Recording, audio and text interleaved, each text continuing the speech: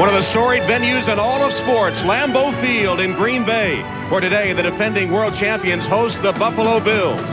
Winner of only 6 games, the Bills find themselves in the unaccustomed position of staying home for the holidays.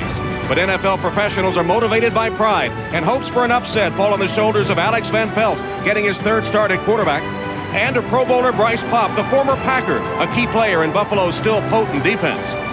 The Packers get their final playoff tune-up. They've clinched the division, but individual goals remain. Brett Favre in search of an unprecedented 3rd straight MVP title. And Dorsey Levens within striking distance of the Packers' single-season rushing record. But the day could belong to a pair of ultimate warriors, Reggie White and Bruce Smith, arguably the finest defensive ends to have ever played the game. Hello, everyone, and welcome to Green Bay. Tom Hammond and Randy Cross. The Buffalo Bills would like nothing better than to end a disappointing season with a victory over the world champions. Alex Van Pelt will be at quarterback today. Bruce Smith promises maximum effort, and he has an interesting matchup with a Packer rookie. He does. Ross Verba, the rookie out of Iowa, goes against him. This is a very confident young man, and, you know, he's made comments like, "Bring it on, baby. This is just another jersey in front of me." Well, you know, this guy is one of those guys. He's not so much he doesn't know what he doesn't know. I don't think he wants to know what he doesn't know, but we know some things about Bruce Smith. This is a guy over his career has been the man for the Buffalo Bills. You said it. He's one of the greatest ever. And for this young tackle to be successful, he's got to be strong and physical on Brett Favre's backside. Bruce Smith was embarrassed last week by Tony Baselli. That's a bad combination coming into a game like this that Bruce knows is his last game of the year. Well, the Packers want to keep their 22-game home winning streak intact and send a message for the playoffs. Brett Favre said this should be a fun game, not a whole lot of pressure. But he's also thinking about his 3rd straight MVP title. And, Randy, I think his numbers are good enough. Well, I think he's the MVP of this year. There's guys like Barry Sanders in Detroit, maybe a dark horse. Woodson won the Heisman. Can Carnell Lake do it in Pittsburgh as a defender? But these numbers Brett Favre has put up this year are as good as the ones in the last 2 years that he won the MVP. And for my money, when you have an MVP, it's down to one thing and one thing alone. There's guys out there that make a difference. In the league in 1997, Brett Favre has made the difference for the best team right now in the NFL. And Brett himself told us he thought this was indeed his best season. And when you're divisional champions, it's very easy to get in the holiday spirit. Christmas, baby. Just a season to be jolly.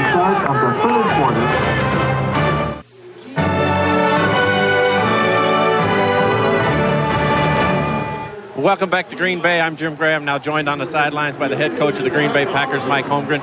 Mike, what's your approach today? Well, we're going to win the game. We're going to try real hard to win the game, and I've talked to the team about that all week. Now, if the game dictates I can substitute a little bit, I will, Jim. But other than that, we're just going to try and keep our momentum. I think it's important to play a real fine game today, so whoever looks at us on film for the playoffs sees the team they're going to play. If you get a lead, will you try and get Brett out of there? Because you're kind of in a catch-22 situation. If a guy goes down and gets hurt, the entire world's going to want to know why was he playing. Yeah, I know. And that's, you roll the dice a little bit that way, but I will try and get Brett out of there if I can. Steve Bono has been prepared. I've talked to him about playing, but that's the only position I've talked to about possible substitution. Mike, thank you. Good luck today. All right, Jim. Thanks. All right, let's send it back upstairs to you, Tom. All right, thank you, Jim. Packers win the toss. They will receive 31 degrees, the wind chill 25, and number 89 in the white jersey of a Buffalo Bill is Steve Tasker, who has raised special teams play to an art form. This will be his final game. He's announced his retirement, and Tasker talking to Jim Gray just as he came on the field before the game, saying he couldn't think of a better place to go out than historic Lambeau Field. This man, for his leadership, all his admirable qualities, he did raise the consciousness of special teams play throughout the National Football League.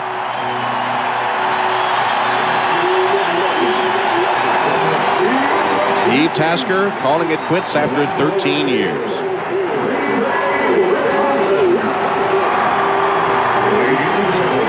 And going deep will be Aaron Hayden and Bill Schrader of the Green Bay Packers. And this is the one area of a football game, really, for the Green Bay Packers. Mike Holmgren feels, Tom, that has really been missing for the Packers. The return game, both kickoff and punt return. You remember those great ones in the Super Bowl last year by Desmond Howard? Well, that has been a missing ingredient for this team so far in '97. In fact, he said that was the only category in which they were lacking versus last year's Super Bowl champions. Well, that's when you know you're on a roll, when you can get picky and go to something like that. Steve Christie ready to kick it off for the Buffalo Bills. And the game underway. This will be Schrader from about the 8. A seam up the middle. Schrader just tripped up by Christie, the tackler, who saved the touchdown with help from Derek Holmes. 40-yard return, and are the Packers ready to play? Looks like it. Nothing real tricky about this. You see he's going to start a little bit to his left and then blast it right up the middle. Coverage teams can be the true indicator of how ready a team is ready. And right now, Buffalo Bills did a very poor job on that opening kickoff. So the Packers begin with excellent field position, spot the ball at about their own 47-yard line. Chimura, the tight end, resetting to the right. Give to the tailback, Dorsey Levens. Levens behind a block from Henderson. Couldn't get going. Stopped for a loss by Jones. And here are the lineups. Green Bay going with Favre, who's headed to the Pro Bowl, along with Dorsey Levens, who needs 111 yards to set the Packers' all-time record held by Jim Taylor. Chimura also heading to the Pro Bowl. In the lineup front for Green Bay, Verba, the rookie tackle, matched up many times against Bruce Smith, although Aaron Taylor sure to help out on many occasions.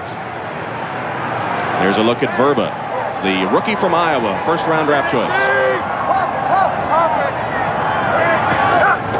Favre's first pass. Wings it down the sideline, intended for Freeman. It comes up short. And Thomas Smith and Favre is down. Took a hit after he released the ball, and this is the worst nightmare for the Green Bay coaches and fans. Holmgren saying that he would take the risk. Exactly, and he took the hit from the other side. It was not Bruce Smith, it was Phil Hansen that came in and got the Packer quarterback. Verba, the left tackle, does a nice job of setting short on Bruce Smith, but watch the top of the screen right there. Coming through clean is Hansen, planting Brett Favre on that throwing shoulder. Watch the arm and the shoulder of Brett Favre as he's put down to the ground. That's got to be the main concern right now for Mike Holmgren, though Favre is still in the football game. No one's ever doubted his toughness, but this is a situation where Mike Holmgren and his staff have got to keep a close eye on this guy, because he'll play until that arm falls off, and that's something the Packers don't need. Bills have 45 sacks on the season as Levens turning his way, but short of the first down, tackled by Marlo Perry. So on fourth down, the Packers will punt. Favre staying in the game after taking that hit from Hansen, but a little gingerly walking to the sideline here. Well, so much for the fun factor. Brett Favre told us yesterday, well, I'm going to go out there and have fun and have a good time and run this offense. You get smacked like that early, it takes the fun out and makes you concentrate a whole lot more. Hendrick will punt for Green Bay, and Tasker, the deep man, standing at his 10. This one skies off the foot of Hendrick. Tasker will let it bounce, and it will reach the end zone for the touchback. Oh, no, they say he touched it. They say that it was touched by a Buffalo Bill. Now they're arguing the case. Davis has it for Green Bay. Is it a Green Bay touchdown? Let's see. The arguments continue. Tyrone Davis came up with a football, and it was ruled apparently touched by a Bill. Steve Tasker, what a way for him to end his career. He's vigorously arguing. Slaps his helmet off. That's a flag, automatic. Tasker is livid. He's making that hand signal there, saying it missed me by that much.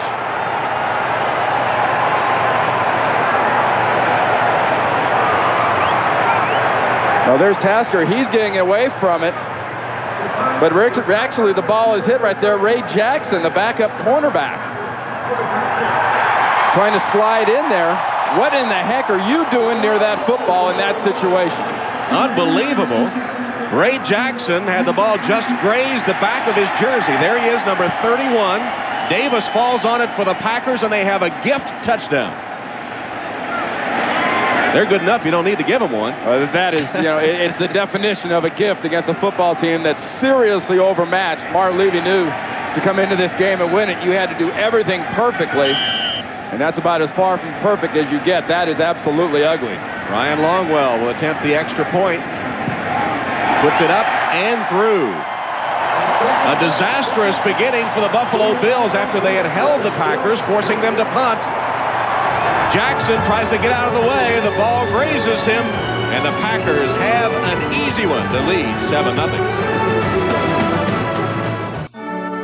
The NFL on NBC is brought to you by Dr. Pepper and your local Dr. Pepper bottler. Dr. Pepper, this is the taste. By Acura, the true definition of luxury. Yours. By IBM, solutions for a small planet. And by Brewery Fresh Budweiser, who reminds you fresh beer tastes better. Welcome back to Lambeau Field. Ryan Longwell kicking off for the Packers after they score a touchdown on the fumble. Moles and Galloway, and they'll watch it sail out of the end zone for the touchback. Now here's the latest. Steve Tasker has been ejected from the game. His final game as a pro. He's been thrown out of the game for arguing. And let's go down to Jim Gray for a report.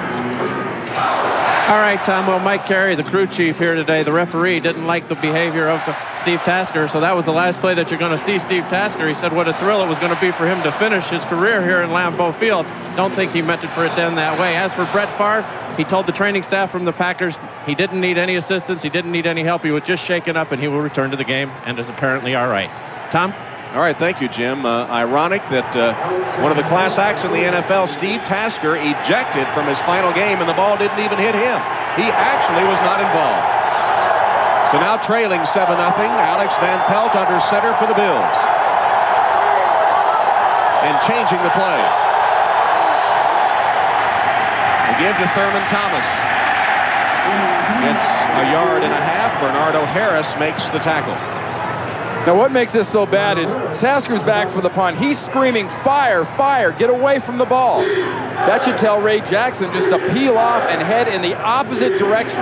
Don't get anywhere near it. I'm not catching it. It's hot. You see it bounces right off his shoulder right there. Wasn't much contact, but that's all it takes.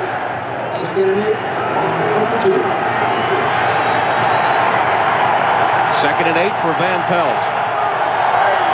Sixth game he's played this season, his third start. Thurman Thomas working his way close to the 25-yard line where he's tackled by Reggie White and Eugene Robinson. There's a penalty marker down.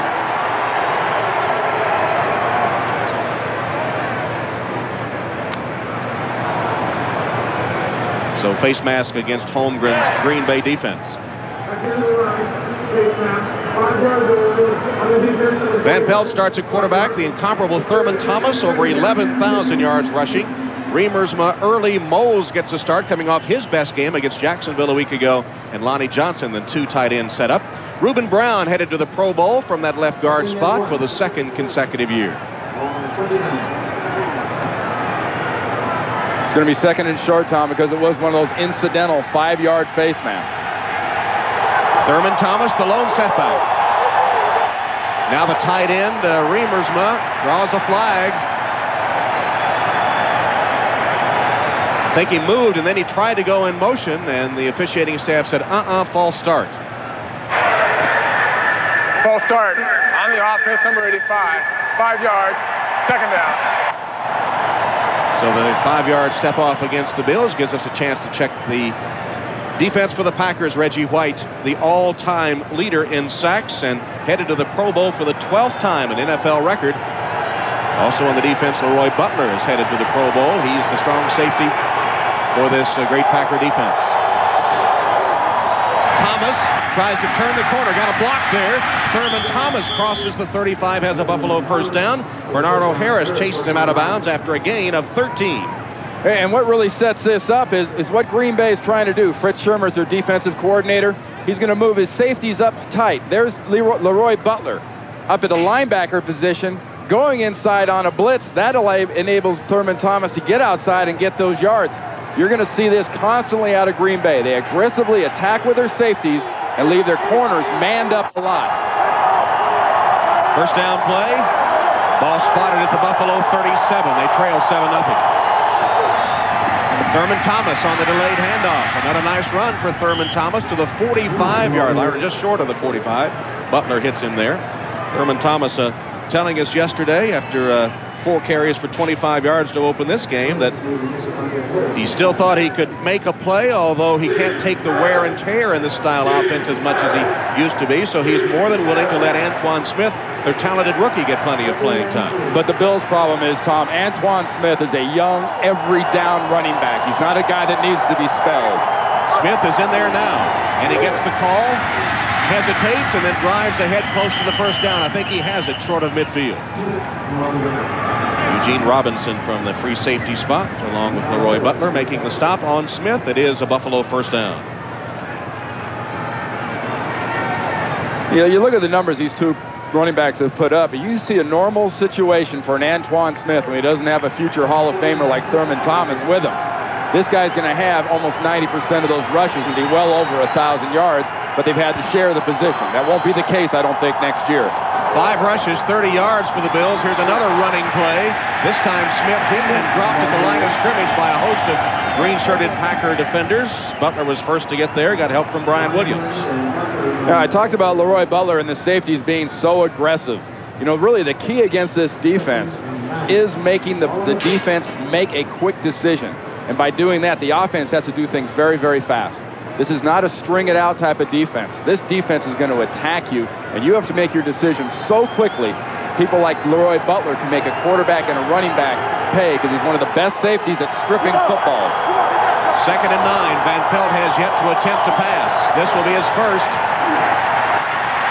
Drills it complete, but short of the first down to the Packer 45-yard line. George Kuntz immediately makes the hit on Smith and then draws the Kuntz cheers from the faithful here at Lambeau Field. Hey, that play there is a good example of what this Green Bay defense is trying to do to the Buffalo offense. Mike Holmgren's defense wants to take the wide receivers out of the football game and make the middle of the field beat them. Methodical drive by the Bills, playing a little ball control. It's 3rd and 3. Van Pelt scrambling and got away and threw it away, and lucky it wasn't intercepted. Similar to the play he made against Jacksonville that cost him last week. Eugene Robinson had a clear shot at the ball as Reggie White was bearing down on Van Pelt.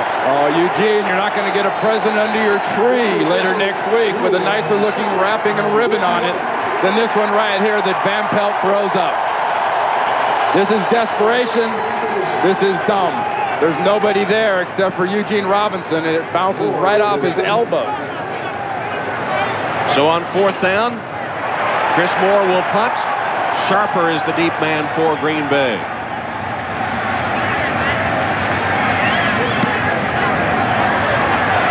Sharper will field it at the 18. Got away from one man, from 2. Still on his feet. Sharper to the 40-yard line and knocked out of bounds there by Smedley. A 22-yard return of a 36-yard punt. Oh, the Bills special teams. Ouch. The NFL on NBC is brought to you by Dr. Pepper and your local Dr. Pepper bottler. Dr. Pepper, this is the taste. The Tundra just barely frozen at Lambeau Field, 31 degrees. The big debate this week has been, well, is it Tundra? It has to be frozen, or is it just semi-frozen Tundra? What's your answer to that? With this weather, if it rains, they got mud. Nothing freezes. This is springtime in Green Bay. Only 31 degrees at kickoff, although the wind chill's 25. Bruce Smith comes charging across. So was he drawn? He's pointing at Verba. Yeah, Verba twitched. Ball start on the offense, number 78. 5 yards, still first down. You get a permanent twitch playing opposite Bruce Smith. Let's go down and back to that 3rd down play. Watch Reggie White making this pass rush on Alex Van Pelt. Watch Van Pelt's knees. Before he starts to throw this thing, is the knee down? Absolutely. The knee is down. That is a sack for Reggie White. It's been ruled a sack. And it's 176 and a half now for his career. Dorsey Levens got about 5 yards. Yeah, I talked about that gift wrap present that Eugene Robinson dropped. Well, it wouldn't have been an interception anyway, but a little consoling from his head coach. You know, in case you didn't notice, Eugene, I think you should have had that. Eugene, of course. I love it. You know, Holmgren's got a great relationship with his players here. I mean, he really makes it quite clear what he expects of them. And Eugene is the leading active interceptor with 49 in his career. Favre, short drop, fires and drops. by Mickens. Well, things have been so fast and furious, we haven't set the Bills defense for you yet. And they've gone to that four-man front, chiefly because of the injury to Chris Spielman, the linebacker. And with Ted Washington and Bruce Smith anchoring that right side, that's a pretty potent combo, both headed to the Pro Bowl, as is Bryce Paup, the former Packer. Spent 5 years here in Green Bay and still lives here in the offseason. You want to talk about a guy that really deserves to be in that Pro Bowl. Big Ted Washington inside playing defensive tackle. He has had a fabulous season for the Buffalo Bills. Should have had it last year, got the Pro Bowl this year. Said he was not optimistic because he hadn't been voted in last year. Favre, wide open, Freeman, diving grab at the 40-yard line. Covered there by Ken Irvin, but it's free time again. Antonio Freeman for 18 yards. When you have a quarterback like Brett Favre and you're a receiver, you run the routes because you know how perfectly he knows this offense, and you get to that spot. Because Brett Favre is throwing this to a spot. Receivers don't have to lay out like that when he's throwing to the person. Because Freeman knows that spot he's throwing at is just outside the numbers, and he barely stretches to get to Brett's spot. First down, Green Bay, just inside the Buffalo 40. First quarter, they're up 7-0. Levens. Couple of yards. Ted Washington up against the run, stacking it up. We asked Big Ted what he weighed yesterday. We never got an answer, did we? Happy holidays, I believe was the reply. You know, Big Ted, though, we talked about him a little while ago. We asked him yesterday also, Tom, you know, is this game about pride? Is this game about being a professional? He looks at us kind of sarcastically, says, hey, look, pride went out the window a couple of weeks ago. This is about playing for your paychecks next year. Players can't figure that out. They might not be here next year. And Washington, a free agent, says he wants to stay in Buffalo, but to avoid the protracted battle that Bruce Smith had. Here's Favre. Pass knocked away from Robert Brooks and a penalty down. Marker on the play. Looks like Burris will be called for interference. And it's with that offhand. He was swatting with the left, but they're going to get him with that hook on the right side. Pass interference on the defense, number 22. First down. I talked about Brett Favre throwing at the spots. Robert Brooks knows where his spot is. You saw that right hand of Burris come around the right shoulder pad of Robert Brooks. See that right there? Twisting that right shoulder around. Got there just before the ball. Look at the right hand. Perfectly right there on the right shoulder and a little bit early. Good call. So first down now from the 19-yard line. Favre wings it to the end zone and incomplete. Chimura almost made a one-handed stab covered by the linebacker John Holisek. Chimura almost wrapped that big paw around him. Well, he and Brett Favre have a great relationship, but you got to know right here, I've said it already, Brett is throwing this to a specific spot and telling his receivers, you go get it. Look at the way he lofts that over the zone right there. Holisek can't get to it. Perfectly laid into the tight end. And the hand, the knee, and the foot keep it in play. There's one catch, there's two catches, there's three catches. You don't see the bounce off the foot, but almost. Chimura has caught 6 touchdown passes from Brett Favre this season. Hand off to Levens. Again, he finds it tough going on the run. Sean Moran makes the tackle. And Levens inching closer to that record held by Jim Taylor. Needed 111 yards coming in. And has 14 so far today. And you have to say, Edgar Bennett, who last year ran great for the Packers, Achilles injury early in the year, gave Dorsey Levens a full-time shot. Dorsey Levens trained this offseason as hard as he's ever trained. Said he had to be ready to be available for that, and he finds himself in the last game of the year looking to break that man's record, Jim Taylor. Levens already has broken his total yards from scrimmage record this season. Favre to Freeman to the 10-yard line. Hit hard after he made the catch by Jeff Burris and others. But he held on, and it should be a first down, very close. This is the West Coast offense in Green Bay being run by the Mad Bomber, Brett Favre. Throwing to his spots, knowing he has the receivers. He said he was going to have fun, and right now, throwing the ball, Brett Favre is smiling and dialing. And Freeman holding on despite the hit from Schultz and Burris. And it is close enough they will measure for the first down. The ball just inside the Buffalo 10. It's one thing that makes these Packer receivers so special, actually, is the fact that they do go inside so well. They're not big physical guys, but Brett is so accurate. He can put the ball where they can catch it and then be able to get down and protect themselves. That's about as close as it gets, just an inch or two short, and it's fourth down. It's a three-linker. About 3 links on that chain from a first down. Maybe 2.5. Well, you look at William Henderson, this big running back they have at fullback for the Green Bay Packers. Mike Holmgren knows he has a power running game, and that's been the biggest difference in the last 2 years. Is Brett Favre's always been able to throw the ball well, but now with Bennett last year, Levens this year, and a big power fullback in William Henderson, he's got some oomph to his attack. Here is Henderson, all 250 pounds, shaking off the initial hit from Washington and getting the first down. Schultz had to finish him off. And he gets that first down there with a little of that oomph. You know, he's a guy that says, hey, look, I love blocking. That is my job, because, you know, everybody hits you when you run with the ball.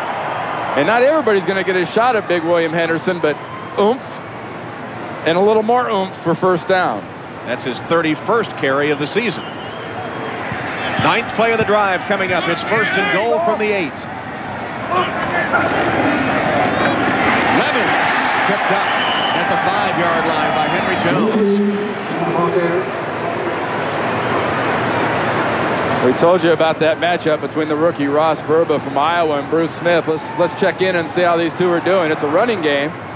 Verba's giving him some of that short set, trying to sell pass, and also trying to sell the fact that I'm not too impressed with who you are, but he hasn't seen a real wide Bruce Smith rush yet. Short drop, Favre looks one way, then the other. Now being chased and got it away for the touchdown to Freeman.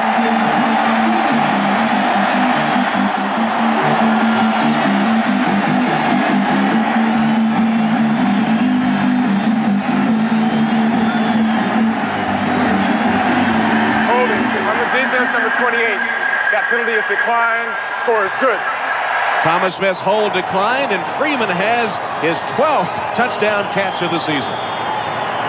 And what sets Brett Favre apart from all the other quarterbacks besides Steve Young and guys like Mark Brunell is when he moves and he gets active with his arm, he can throw from any position you can imagine. He can throw bullets from there. Longwell's extra point is through the uprights.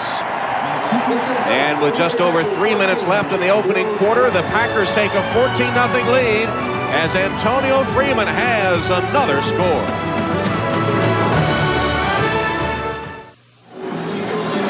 Welcome back to Green Bay, where the Buffalo Bills' first quarter woes continue. Only 19 points they've scored. Longwell's kick to Eric Mould. Grabbed around the neck and taken down at about the 17-yard line by Travis Jervey, the special teams player par excellence. Brett Favre and the Packers off to a fast start, up by 14.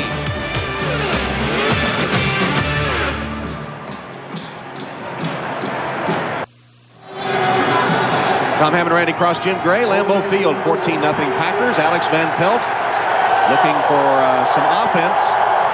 Bills have scored 19 points all season in the first quarter. Here's Antoine Smith, stopped for a loss by Gabe Wilkins. As we go back to the Green Bay touchdown. You know, Brett Favre, quarterback out of Kill, Mississippi. Watch his body.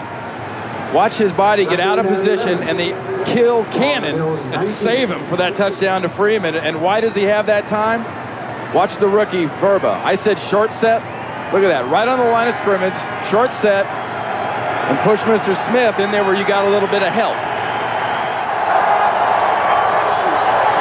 Van Pelt on second down as a man Remersma wide open, and the big tight end has a first down to the 33-yard line, hit by Robinson and Butler. It covered 14 yards. And this is something Buffalo and Alex Van Pelt have to do offensively, is move the receivers around. Remersma lined up just as a little bit of a split wide tight end, got him out in some space, and got him into a hole in the zone. 2:10 left and counting first quarter. Antoine Smith, nowhere to go, and taken down for a loss.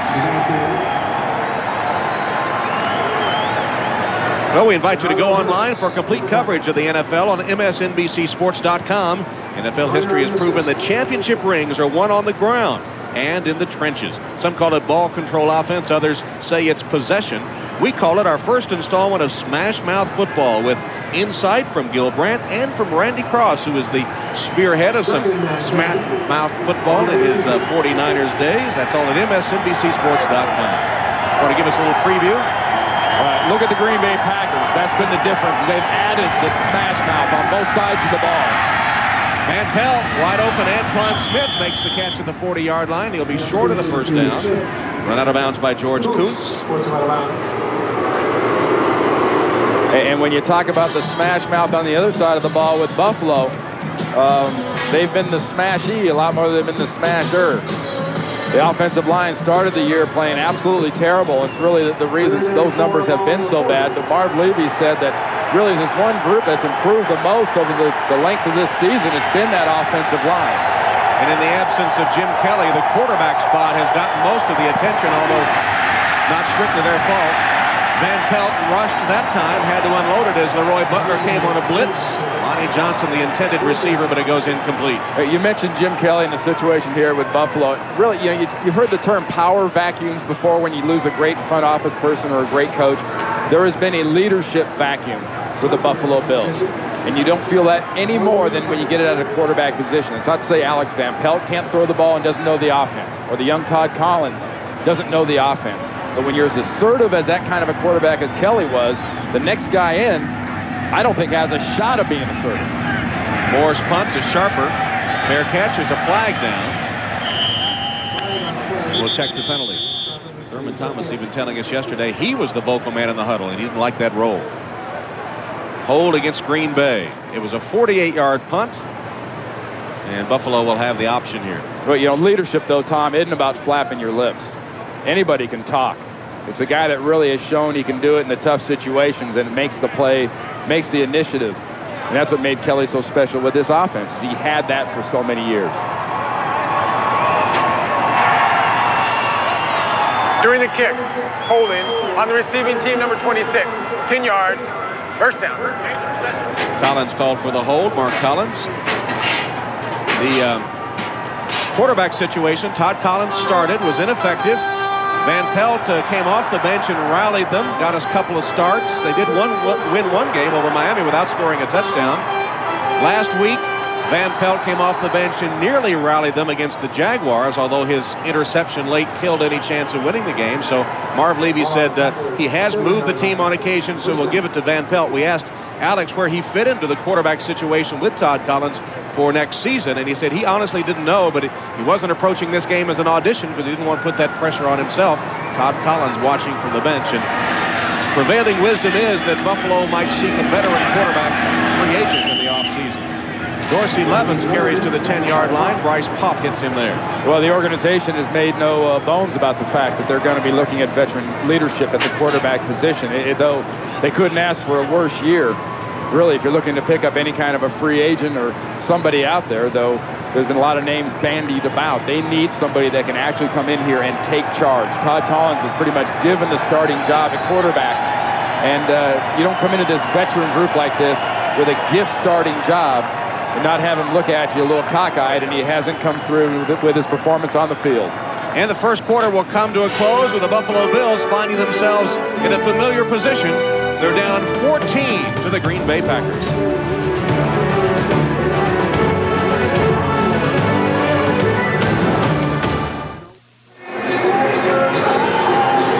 Tom Hammond, Randy Cross, Jim Gray ready to start the second quarter at Lambeau Field with Green Bay up 14-0 on the Buffalo Bills. Second and 8. Green Bay with the ball second and 8 at their own 9-yard line. Play action fake. Favre with plenty of time. Hangs it up for Brooks. He's got it at the 45-yard line. Went up to get it over Jeff Burris. And it covers 38 yards. As soon as Brett Favre sees Mr. Brooks, he ought to say thank you. Because Brett Favre puts this ball up here. He's got plenty of time. Great job by the offensive line. You want to pull a string and say, pull, Time to shoot it out of the air. But look at the concentration by Brooks. You follow that helmet. Follow the eyes as he follows the ball. Never loses concentration. Good coverage by Jeff Burris. Better concentration and catch by Robert Brooks. Brooks, who blew out his knee in October of last season, has come back to be the second leading receiver for the Packers. That was his 57th catch. Here's a reverse and a fumble recovered by Buffalo at the 40-yard line. It was Ted Washington. Once he falls on that ball, forget about it. He just envelops it. If there's still a ball there. Ted Washington did exactly what he's supposed to, staying home in the inside. This is a little razzle-dazzle. This is Mike Holmgren. Talked about making the statement to the teams coming down the road in the playoffs. They're giving a little statement as to what they have in their playbook. The one thing Robert Brooks doesn't have after getting that handoff is the ball. Just a mismatch. Levens kind of shovels it into the chest of Robert Brooks and doesn't give him a proper handoff and really a real shot at getting that ball. It was more of a short pass and a handoff. Well, Buffalo hasn't gotten many turnovers this season and haven't taken advantage of them more often than not. They try to here. Van Pelt hangs it up for Early. He's got it for the touchdown. There's a penalty marker on the play. 47-yard touchdown catch. If it stands, it will not. Jerry Ostrowski's talking to Carey there, the referee, protesting like he may be the guy to get that hand into the face. When you see that motion, it's usually what it means. Illegal hands to the face on number 68 on the offense. 10-yard penalty, first down. Actually against Corbin Lucina in there at guard. A nice job by that entire offense of picking up Leroy Butler, the safety who blitzes in, but watch the right guard right there, Corbin Lucina. He's got his hand, left hand. I don't see anything right there into the face. There was briefly a hand by Lucina into Santana Dotson's face, but it got right off the face mask.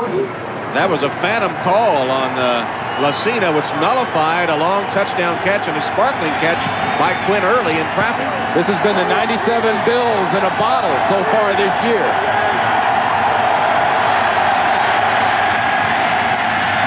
Van Pelt goes deep again, and he got a man behind the defense.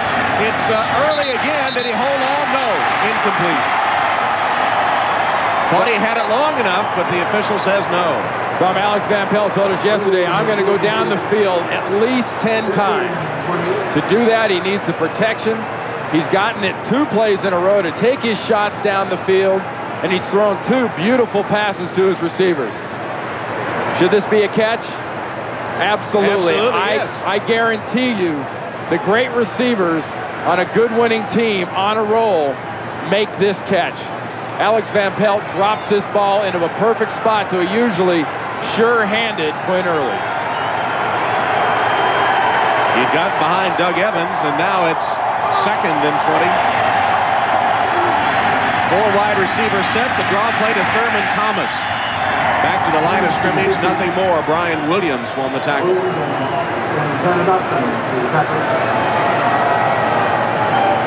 Well, tomorrow the NFL on NBC's regular season coverage concludes with a doubleheader starting at 12 noon Eastern. With the pregame show, we'll feature Barry Sanders and his quest to become the 3rd rusher in NFL history to go over 2,000 yards in a season.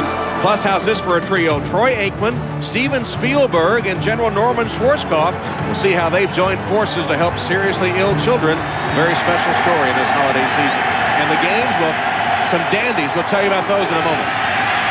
Van Pelt. Complete. Early stopped short of the first down by Tyrone Williams. Covered 18 yards, but just short of first down territory. Oh, you go for it in this situation right here. There's no doubt about it. You slap this thing in there and you just dive it inside with a good power running game from Marv Levy.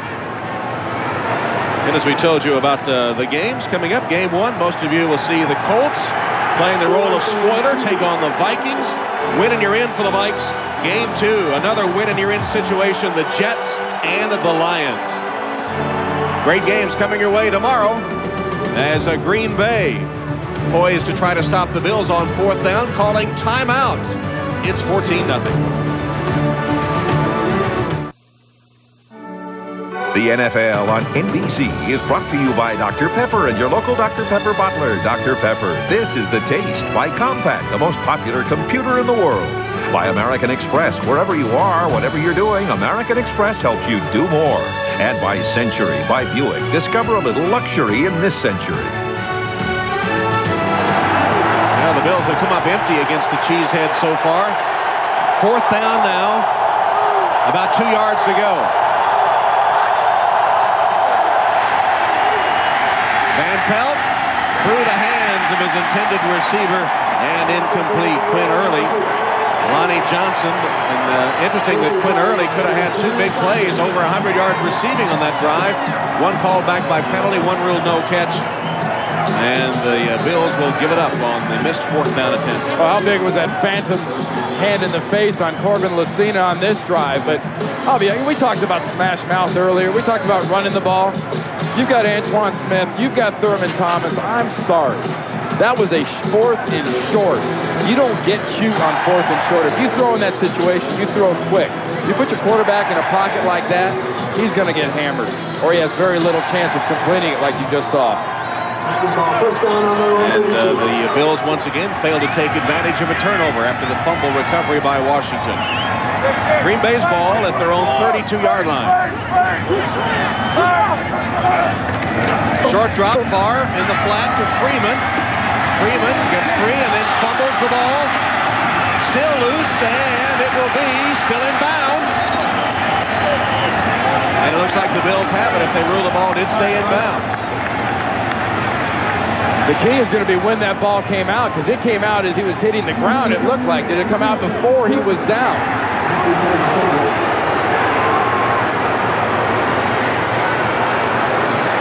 You know, certainly Antonio Freeman's going to give you that story. It's going to be Buffalo Bills ball, but watch when the knee goes down and when the ball comes out, and that ball is coming out before the body hits the ground. Watch Antonio Freeman. His body gets parallel. I don't think that knee was down before the ball was coming out. It was fumbled as he was going down to the ground. Good call by the officials right there on the spot. And then it nearly goes out of bounds, which would have meant that the Green Bay would have retained possession. Stayed in bounds. Bryce Popp got it. Looking for Moles, and he is out of bounds, incomplete. Covered well by Tyrone Williams. Bryce Popp making the fumble recovery from Scranton, Iowa. Population 575. Look at Kurt Schultz, the safety, sticks his hand in there and just, I mean, we're talking inches above the ground. Antonio Freeman is, that ball is poked out of there, and then the fractured flickers occurred here as the ball rolls over to the sideline, but all for naught, it's Buffalo ball, and Van Pelt said, I'm going deep. If those corners want to challenge my receivers, I'll go downtown, and he sure has so far. On the ground this time to Thurman Thomas. Flag late comes in after Thomas rambled for 7 or 8 yards. Mike Pryor makes the tackle. And that flag came in from the area where holding's usually called on a tight end.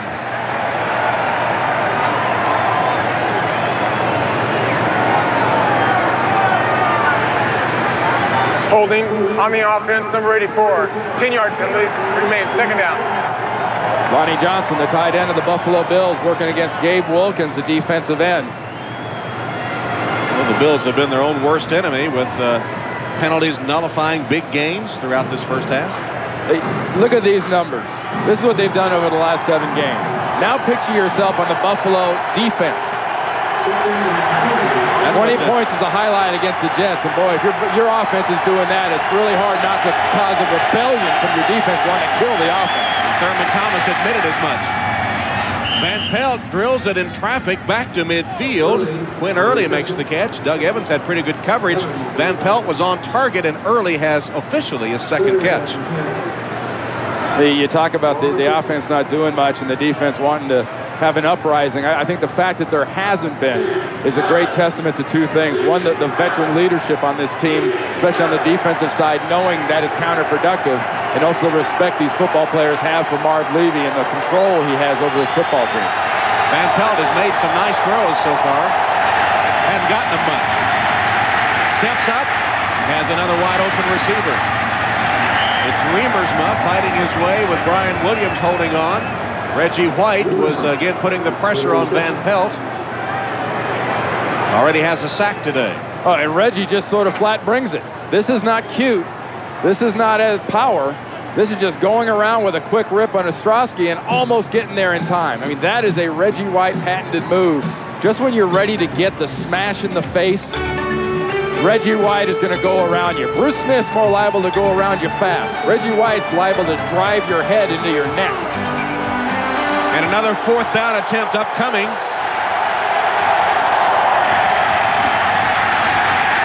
And Thurman Thomas is stopped short by Bernardo Harris. What a weekend, or Antoine Smith stopped by Harris. What a weekend for Harris. His second son was born on Thursday. He and his wife, Kelly giving birth to Blake Justin, born on Thursday, their second child. Bernardo Harris, that middle linebacker, he has taken this job and made it his in Green Bay because of aggressive play. He was a free agent. Fritz Shurmur's found himself a football player at middle linebacker.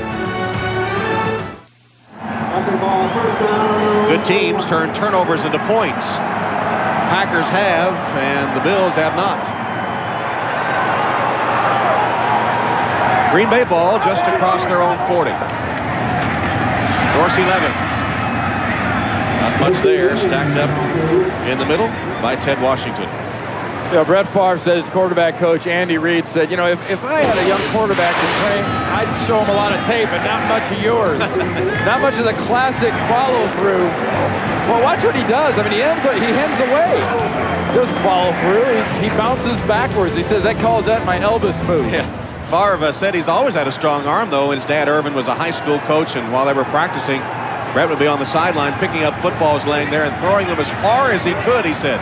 In fact, he said some of it's hereditary. His dad was a pitcher at Southern Miss and always had a strong arm. There's another example as he sidearms it complete to Brooks. First down to the 40-yard line. Favre falling down, sidearms for 17 yards to Brooks. Well, he's being pressured by Phil Hansen. You want to see what that Kiel cannon can do? He's going to get pressure. He's going to be moving back. Hansen's got a free shot. He just sort of sidearm it, falls backwards, and his receiver, Brooks, knows, hey, look, Brett's going to throw this to a spot. I better get to that spot. And Brooks turns, and just after he turns for that ball, pressure or not, Favre's got the ball right there. Here's Brett Favre again. Wide open Brooks. Just short of the 20. Hit hard there, but too late by Jeff Burris and Kurt Schultz. Well, Favre is the master of the improvisation. Didn't need to there, but he said to us, I thought this was interesting. He said he laughs at the coaches every day. He said, I just get it done. Well, you know, look what he does. Look along that passage. You're talking about a, you know, in the air, 25, 30 yards. A lot of quarterbacks try to kind of drop that and touch it over into a defense. There's no touch. This has got the touch of a hand grenade right there. That thing goes in there now and explodes into that receiver's chest. He said early in his career he thought it was funny to throw as hard as he could and see it bounce off helmets. That one went through two players, one in green and one in white. It was Brooks and Burris. Look at this guy. You know you're bringing some heat, Brett, when you can bounce it off two people. Average arms bounce it off one guy. This ball's still going so fast after it goes off the receiver's hands. Jeff Burris, I mean, that's high heat. We're doing baseball right now. You're talking about 95, 97 miles an hour. Go ahead and try to hit it. The heck with hitting it. How do you catch it? That broke a string of 6 consecutive completions by Favre, and it's 2nd and 10. Levens with a seam. Levens just short of the touchdown. Tripped up by Kurt Schultz. Any questions on what the difference is in the last 2 years in the Green Bay Packers? You've got a suffocating defense, and you've got a running game with a great lead fullback like William Henderson getting a good block there, and a running back last year Bennett, this year Levens. How's it open up? Look at Chimura working on the right side with Dotson. That is called hit and stick. He hits Holisek, the linebacker. He sticks to him, and Levens gets the yards. 10 carries, 42 yards now for Levens. Favre throws for the end zone, fade, and it is touchdown to Tyrone Davis. Only the 2nd reception of the season for Davis.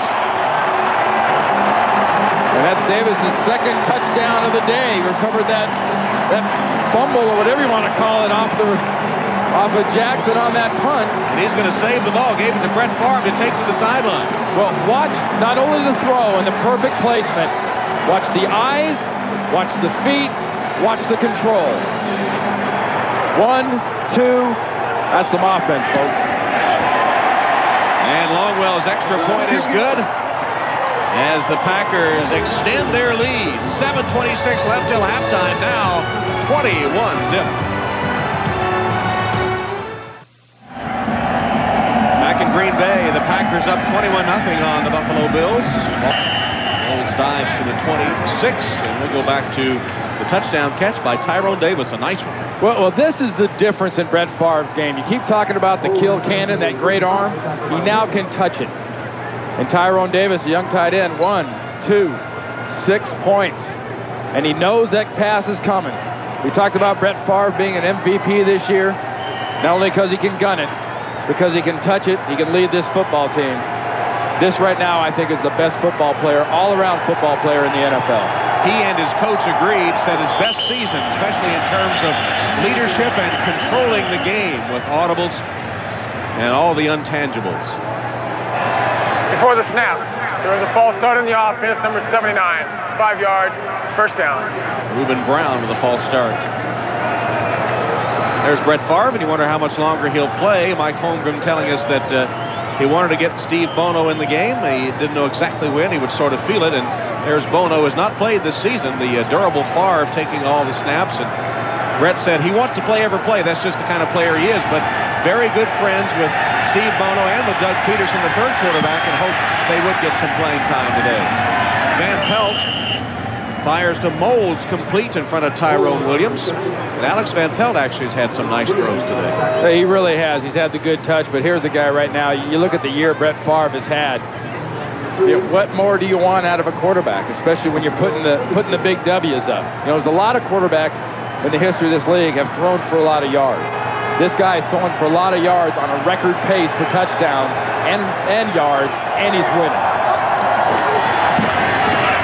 Antoine Smith bounces it to the outside, stopped about a yard short of the first down by Brian Williams. We asked Mike Holmgren if he thought his quarterback should be MVP again, and he said, who else? Who else would you make quarterback? And he agreed with Brett's assessment that this indeed was his best season.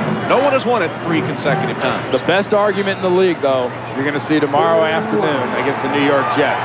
Barry Sanders of the Detroit Lions is wonderful. I think he's the best football player, the best running back that's played since this merger of the leagues in 1970. He is unbelievable. And Favre flags her down. Antoine Smith would have the first down. Favre, as you saw in the graphic, would be the first 3-time winner. Offside against Green Bay, it'll be a Buffalo first down. And Brett Favre talking about those MVPs. Offside on the defense, number 90, 5 yards, first down. Darius Holland, and said, well, the first one was great. They always say the first one is the best. He said, no, I like the second one even better, and said if I got a third, it would be the sweetest of all. I tell you what, it's just like Pro Bowls. It's just like Super Bowls. If it's positive and it's great and it means a lot of money, more is better. And he said, don't get me wrong, the Super Bowl is my primary goal. But I would like to have, yes, indeed, that third MVP.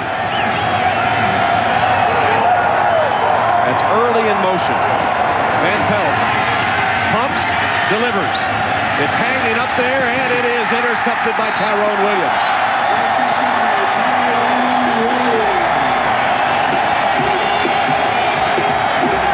Tyrone Williams, one of the players that Mike Holmgren said has stepped up for his team, intercepts Van Pelt. Green Bay taking care of business in the second quarter, their final regular season game. Up 21. Dorsey Levens still at tailback, lugs it to the 35-yard line. Let's go back to the latest turnover. Well, Williams, the cornerback, look at the space in this part of the defense. Once this thing starts moving, you see Quinn Early move up the field. Look at Williams, 37. Look at that space. That's what makes this such a bad decision by the quarterback, Van Pelt. You're going to try to sell a play action to a guy that's 7 yards off the ball? I don't think so. Van Pelt intercepted today for the first time and for the season. Number 8. Favre, somehow playing Matador, got away and completes the pass to Chmura. First down. Tom, what a perfect example of what Brett Favre told us yesterday. He raises the ball, he raises his body, he raises his arm. He said, how do you do that? I mean, how do you know these people are coming? He goes, well, some I see, some I don't. He has to see Hansen. He can't see both those guys. He says, look, I can't explain why I do it and how I do it. You can't explain why Barry Sanders can run so well with the ball. But I can explain one thing. This crowd here is chanting MVP for Brett Favre, because that's what they think of their quarterback. And you saw the big smile after the play. He is just enjoying himself, having fun. And is there anyone more fun to watch in the NFL than Brett Favre? Went over and checking on the injured Bill. You know, Brett Favre is a guy that when you're an offensive lineman, you block because you know where you're supposed to be. Now you're on your own. Look at these are observers. These guys are saying, well, you know, Aaron Taylor and Ross Verba, you got Dorsey Levens and William Henderson backside. You know, buy a ticket, boys. You're going to watch me. Try to get open so I can find you.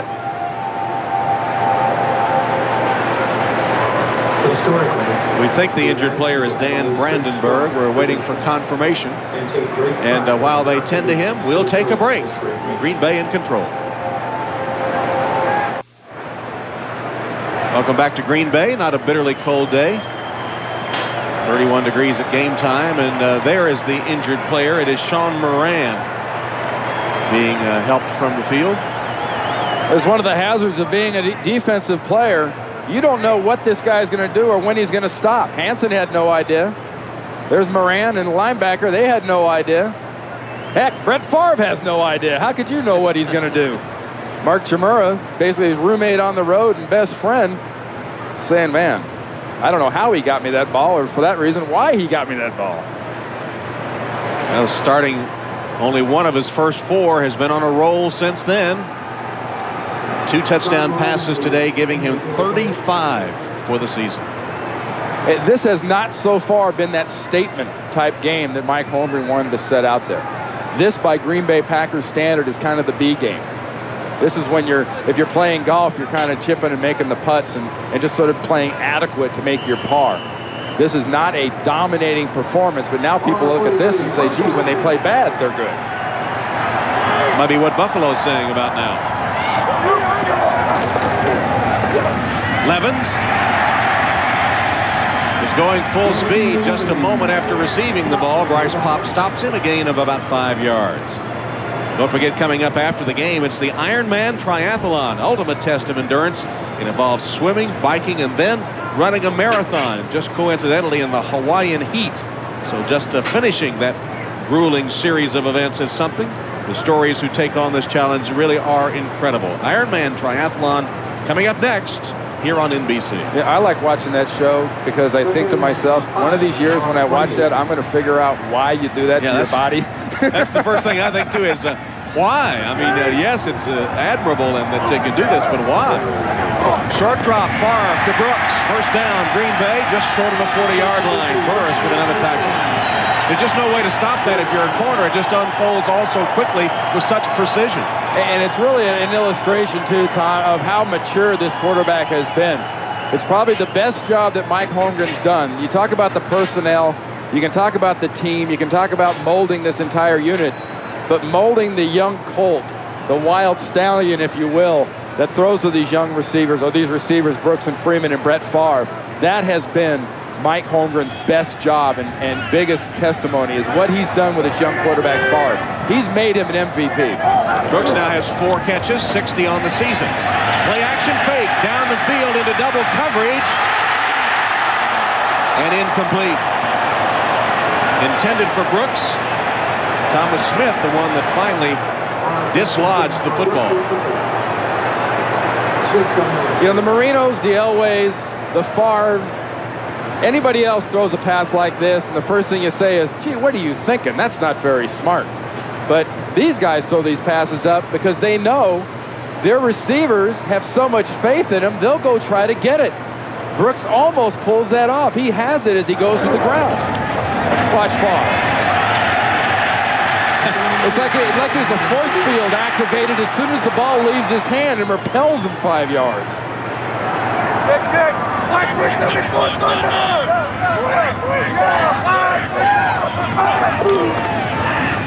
Farr pumps, goes the other way, pulls it down, has a man wide open again. Oh, the master of improvisation, Antonio Freeman on the receiving end from Brett Farr. Fifth catch for Freeman, and even he has to laugh about that one.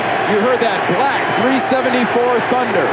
That is a quick pass this way and 3 steps. 1, 2, 3. The real play's not there. Brett says, how about my play? You want another good picture of why these receivers never stop for the Packers? That's why they never stop. They know they got a quarterback that can get them the ball from the bench, much less the field. And look, Antonio Freeman's shaking his head. I can't believe it. Poor Jeff Burris can only shake his head, too. Levens to the 20-yard line. Phil Hansen makes the tackle as we come to the 2-minute warning. 2 minutes left, first half. Holmgren and the Packers on their way. Well, the Lambeau leap is much in vogue here, but Randy Cross, you need some flubber to get up that high, I think. I'll tell you what, I think they should still do it here, but there ought to be a weight limit. You have to be over 250 to do the Lambeau leap. You get a chance to get up in them stands and splatter people, because I remember last year when Paul McGuire was here, or earlier this year, he tried the Lambeau leap, but he tried the wrong side of the field. See, the green wall in the end zones is high, but you get that yellow rail along the side with a tarp next to it, you get an illegal jump and help. Paul could have made it there. Second down play. Play action fake. Brett Farr lofts it for Brooks. Incomplete. I don't know if Thomas Smith was able to deflect it at the last second, but it goes incomplete. And part of this offense, not only are you going to be looking at some quick stuff, you also have to take into consideration the fact that when he throws it to a spot, it is to a specific spot. And he's throwing this ball right now to the back of the C in Packers. Get to the back of the C, I'll get you the ball. There's the spot. There was the ball. It would have been a great catch, but talk about some accuracy. Just off the fingertips of Brooks. Now it's third down. Farr rolls, sets up and delivers the screen to Henderson, blasting his way to the 4-yard line. There's a penalty marker on the play. Phil Hansen finally chased down William Henderson. But the penalty will bring it back illegally downfield.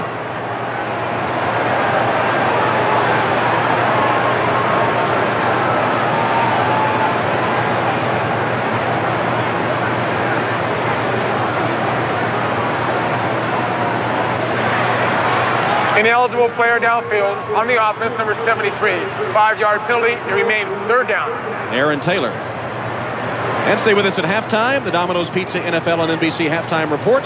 Greg, Chris, Sam, and Joe have a preview of tomorrow's Jets-Lions game. That'll be great. Jets-Lions coming up tomorrow. The guys will preview it for you coming up at halftime. You know, Will McDonough today in the pregame talked about the fact that Bobby Ross, the head coach of the Lions, says, I want no scores from earlier.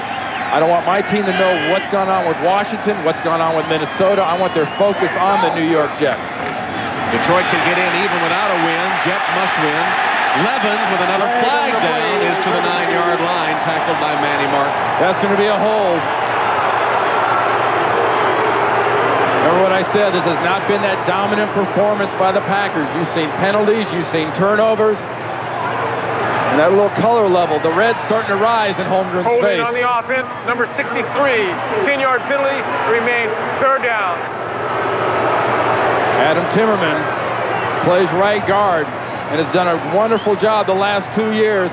Look at Timmerman right here. Take a look at what he does. First move, second move, on the linebacker, on Perry right there. You know what got him there, though, guys? That was not a hold inside. You see his hands on the outside numbers of the linebacker? He might not even been grabbing him. If an official, an umpire sees the hands on the outside, they're out of the frame of the body. Every time they'll throw a flag. Half dozen penalties apiece, more yardage, though, against the Bills. Favre's pass behind Freeman, who makes a pretty nice catch. Immediately, Jeff Burris, who's been a busy man today, gets credit for the tackle. And now Ryan Longwell will come out to attempt a field goal with 1:29 left till halftime. Longwell, another one of the players identified by Mike Holmgren as those who have stepped up with all the injuries they had early. Longwell has been a consistent performer. 23 of 28 field goals on the season.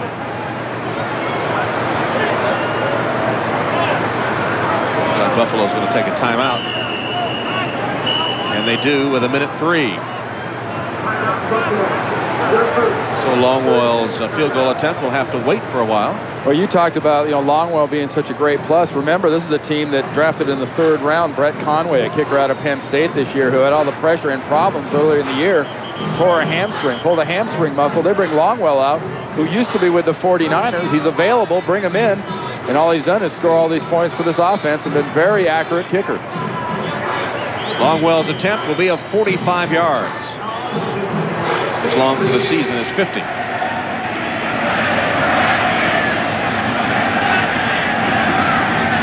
Hold from Hendrick. Longwell's kick is no good. Longwell missed it from 45 yards. So the score remains 21-0. Christmas weekend on NBC. Get ready to... It's a double dose of the Mighty Ducks. What exactly is that, Jack? The Mighty Ducks, Friday at 8. We really stink. D2, The Mighty Ducks, Saturday at 8. Christmas weekend on NBC. Well, I'll tell you one thing, Tom. If you've got kids, and I've got 3, especially my son Brendan, who's 7 years old, I got no choice. I know it'll be on. Those kids absolutely love those movies. And what about It's a Wonderful Life? That's coming on tonight on NBC. 58 seconds and timeout taken on the field. Green Bay, their second. A 30-second timeout. Might have had 12 players on the field. To avoid the penalty, they take a timeout. And we'll take a break. Still 58 seconds left, first half. This is it. This is the frozen time. And welcome back to Green Bay, where an attempted screen pass to Derek Holmes falls apart and a flag down.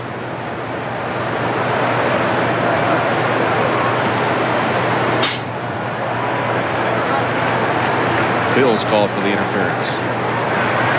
Pass interference on the offense, number 84. 10-yard penalty, first down. Lonnie Johnson. The timing of that play just from the get-go was off. Anytime the timing gets off, defenders get on you, and most of the time receivers, when they're uncomfortable, have a tendency to push off a little bit. And that tells you right there what's happening with the penalties in yards. Van Pelt's thrown some nice passes, but the majority of his nice ones have been for naught. Van Pelt chased from the pocket, hit hard, manages to stay upright and get out of bounds. Roy Butler put a pretty good lick on Alex Van Pelt. Didn't go down. Managed to scramble out of bounds. Let's go down to the field now where Jim Gray has a report for us. Jim? All right, Tom. Well, Adam Timmerman was over here on the bench, and Mike Holmgren came over and asked him, hey, were you holding on that play? And Adam shook his head. He said, no, Coach, I never hold. I wasn't holding on that play. I never do. Holmgren just kind of laughed and walked away. Tom? That's the standard mantra for the offensive lineman. I have one here next to me. I don't care. I wasn't doing it. I don't care if you got pictures. Van Pelt has molds. And Eric stopped at about the 33 by Evans and Williams, his second catch of the afternoon. But I tell you, one of the reasons these offensive linemen nowadays wear so these gloves, I've got crooked fingers all over my hands, and they got there from getting accidentally caught up in jerseys. And when you accidentally get caught up in a jersey like that and the guy moves, it tends to twist your knuckles. I never helped. I mean, and Adam didn't hold, and I'm sure, Aaron Taylor wasn't downfield. The injury we saw earlier, as you look at Timmerman, to Sean Moran, the word is a sprained knee for Moran, the defensive player for the Bills, who left the game. His return is doubtful. Now that looks like a group of offensive linemen, especially with this look right here. Look at that mop he's got working. Next to him, Aaron Taylor's got a clean head. They kind of got about, it was a $3 haircut. He got $2 worth. They didn't finish the top.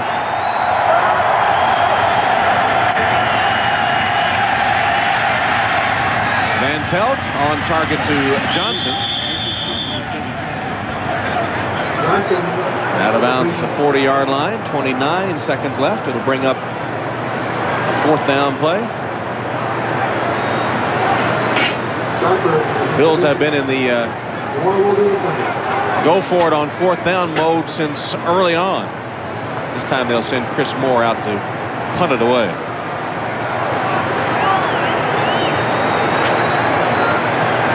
Sharper awaits the boot by Moore. Twice in this first half, Buffalo went for it on fourth and short and repulsed both times by the Packer defense. Moore hits that one high but short. Sharper says get away from it. He knows what happened to the Bills on the first series of the game when Green Bay got an easy touchdown, 31-yard punt. Well, I mentioned it a moment ago, and tonight on NBC, a holiday tradition. Can't see it anywhere but on NBC, the Christmas classic, It's a Wonderful Life. One time, one night only, plus a special tribute to Jimmy Stewart hosted by Garth Brooks. It's A Wonderful Life, tonight at 8, 7 Central, only on NBC. What would Christmas be without that Jimmy Stewart, Frank Capra directed classic?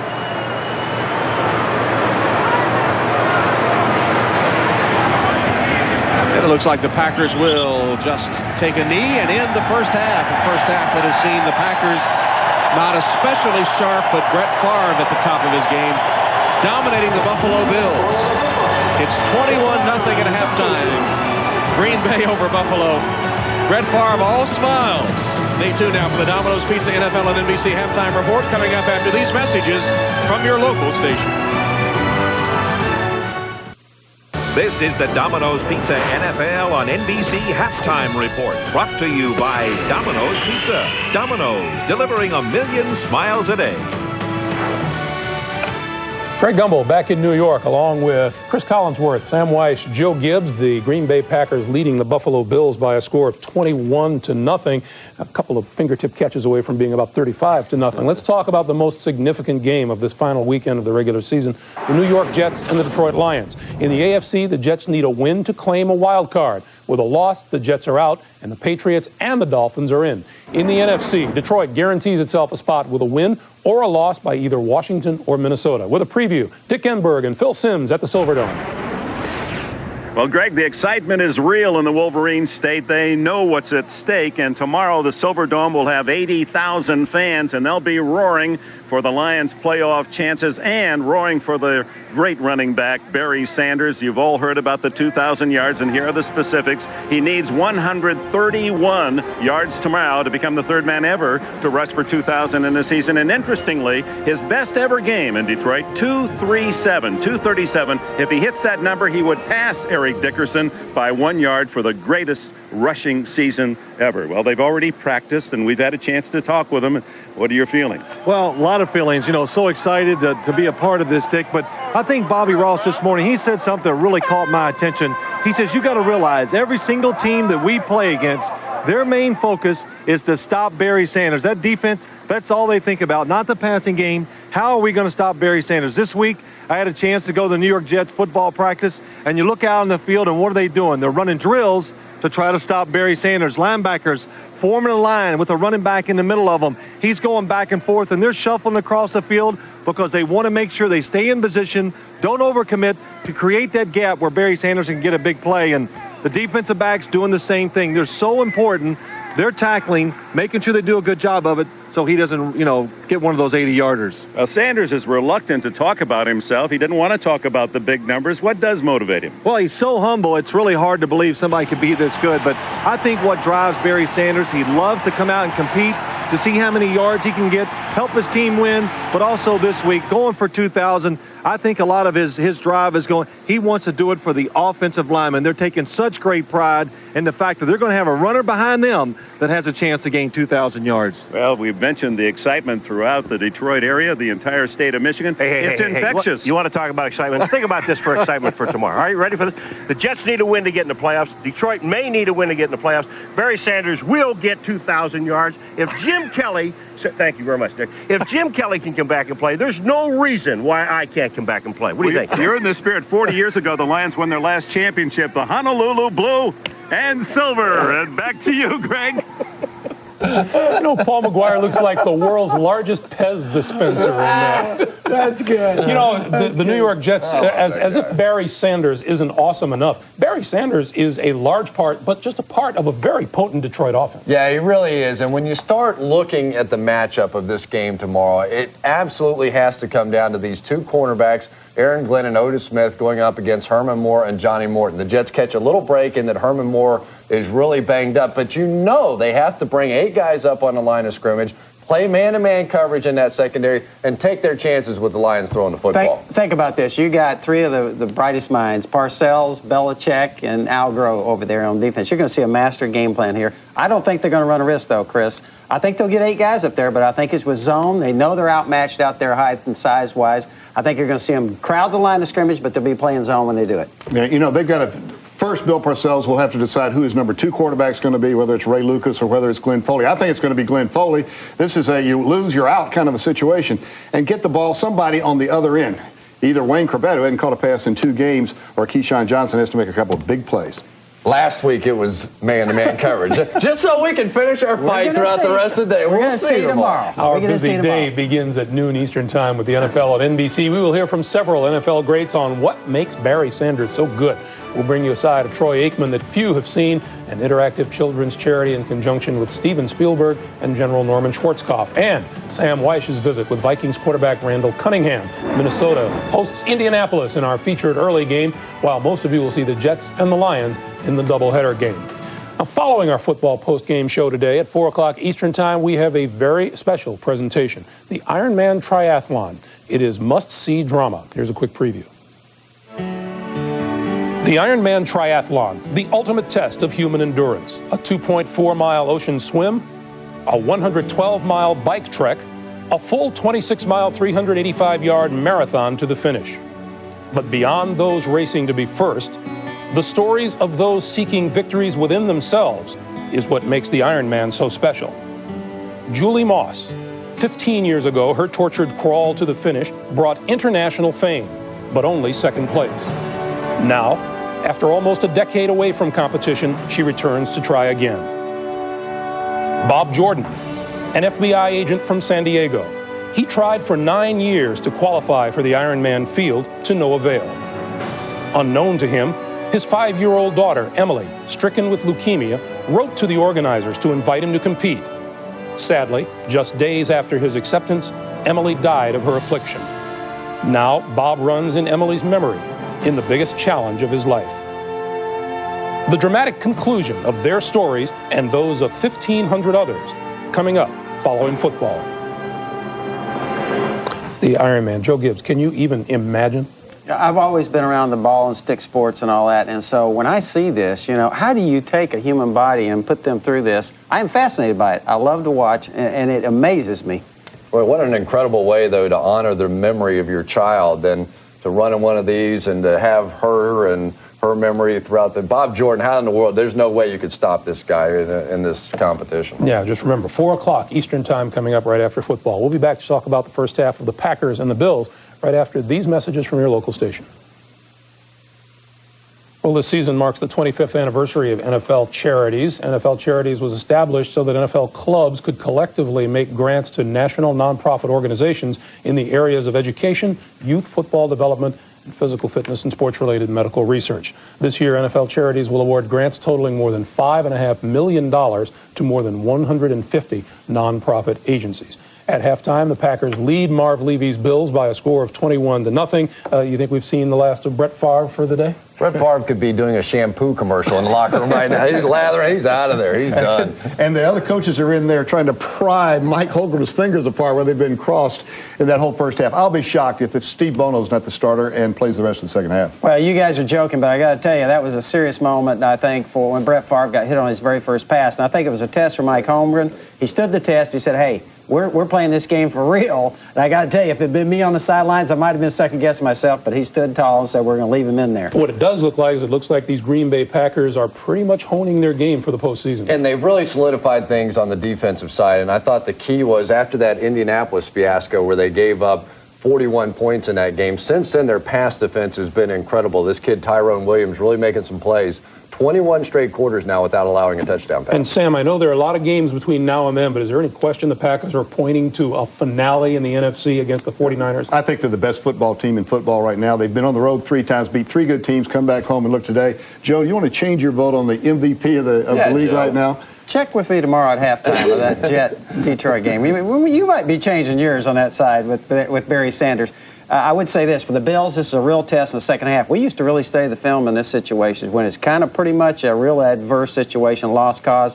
How hard do guys play in this situation? All right, gentlemen, it is time for the second half of the Bills and the Packers. We send you back to Green Bay and rejoin Tom Hammond, Randy Cross, and Jim Gray, and we will see you on the postgame show.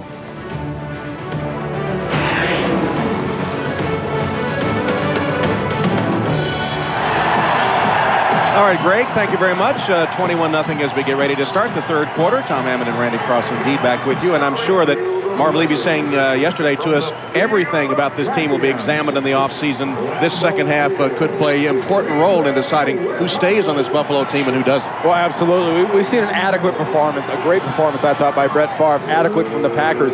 Buffalo Bills, Joe Gibbs brought up a great point, though. This is the time you examine who you want for next year. You see the penalties, you see the turnovers, and for the Buffalo Bills, now's the time to step up and try to show this coaching staff, show this organization you want to be involved in their plans for next year. And the Coors Light halftime stats showing a domination by Green Bay. And as you said a couple of times, perhaps not the Packers' A game, except for Brett Favre. I thought he had an exceptional first half doing what he does best, and that is improvising, making plays. Off the list, an MVP does stuff you can't game plan for. You can say, I'm going to stop this, and that. You don't game plan to stop the improvisational skills of Brett Favre or Barry Sanders. Ryan Longwell's kickoff opens the second half. Eric Moulds trying to dodge a tackler, can't do it at the 21-yard line. Let's go down to the field and get a report from Jim Gray. Jim? All right, thank you very much, Tom. I spoke to Mike Holmgren. That's it for Brett Favre. He will not play for the rest of the day. He said he feels his team is playing very hard. There will be some sprinkling of some new players here in the second half. Most of the regulars, he said, however, will continue. He feels the team is playing hard. Mike Holmgren said one other very interesting thing at halftime, that he was told by referee Mike Carey that Steve Tasker bumped into an official, and that's why he was thrown out of the game. Tom? All right, Jim, if you just joined us, Steve Tasker, playing in his final game, was ejected on a bizarre play, a Green Bay punt that hit one of Tasker's teammates and was ruled a Green Bay touchdown, recovered in the end zone. As Van Pelt fires complete to Moulds for a Buffalo first down. And again, that play drew a vehement protest from Tasker, took off his helmet and apparently bumped an official, and a disappointing end to a brilliant career for Steve Tasker as he was ejected from his final career game.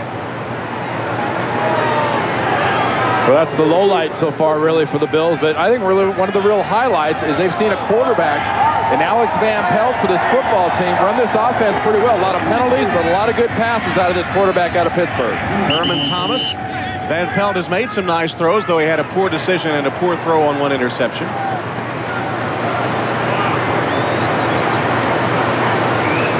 And they didn't get much done as a team, but Van Pelt showing a little bit of spark anyway. And again, this is a decision time for Buffalo as they start already thinking about next season. Marv Levy says he will be back. He will be 73 years old next season. He says when he does decide to leave, it'll be very short-term notice. There's a false start as Lonnie Johnson came charging across. False start on the offense, number 84. 5-yard penalty to remain second down.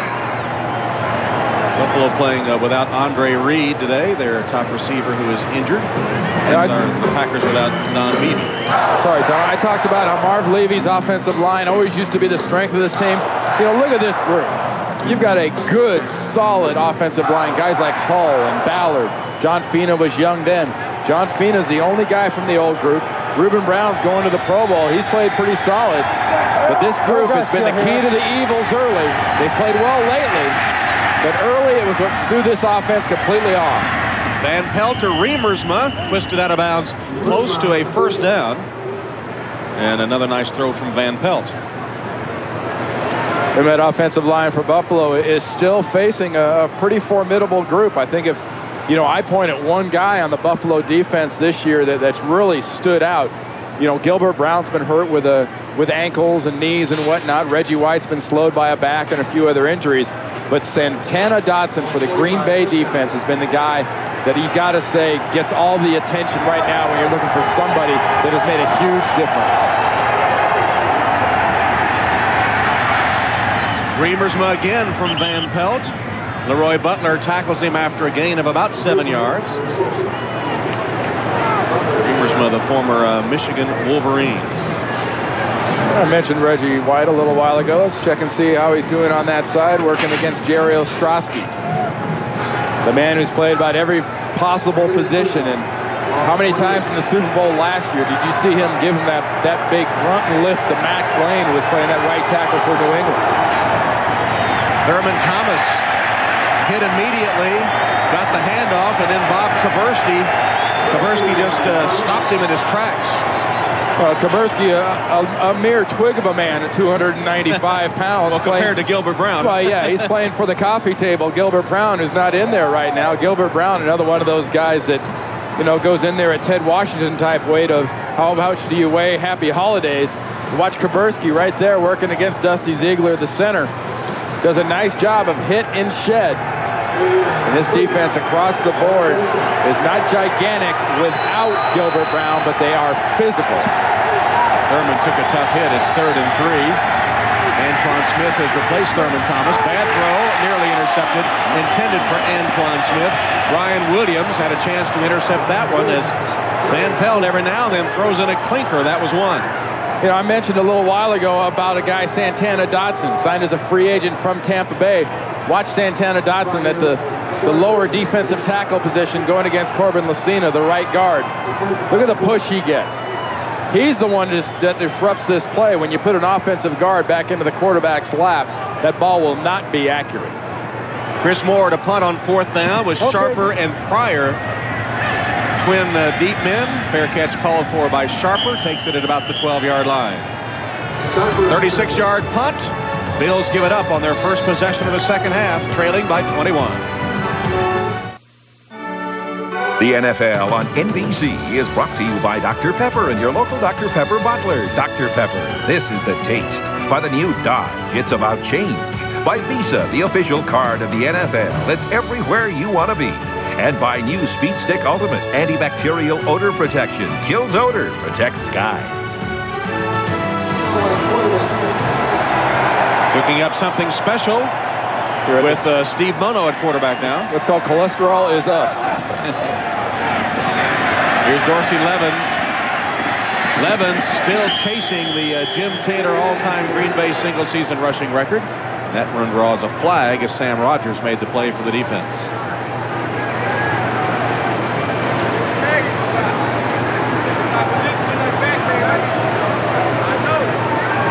Face mask against Buffalo. Face mask on the defense, number 59. 5 yards only. First down. Sam Rogers just trying to get something with that right hand and right fingers. That early little tug. That's why it's a 5-yard face mask. It's just that one little early tug. That's going to get you the flag. But if you grab that running back and pull him down, then you're going to get the penalty. And you see Dorsey Levens pull within 51 yards of tying and 52 of breaking Jim Taylor's record. And so he is still in there, although Mike Holmgren said he discussed it with Dorsey and said that he wouldn't risk an injury just for the record, but Dorsey is still in there.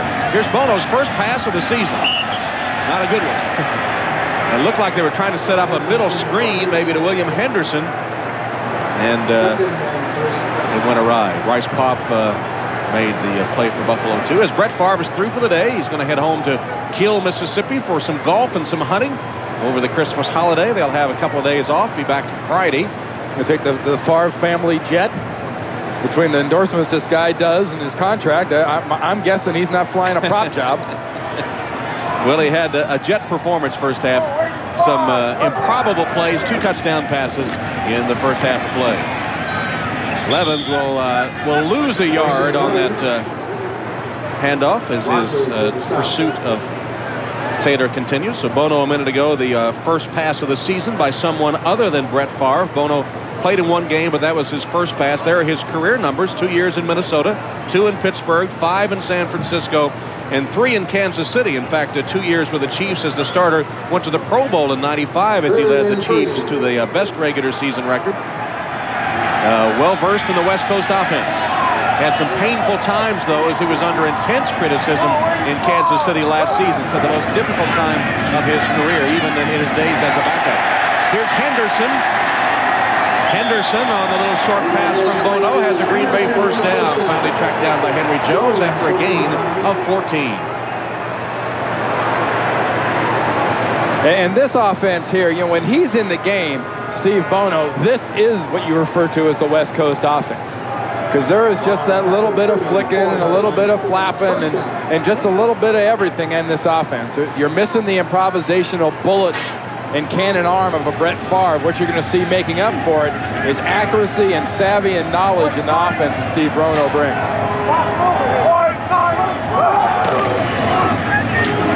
Levens.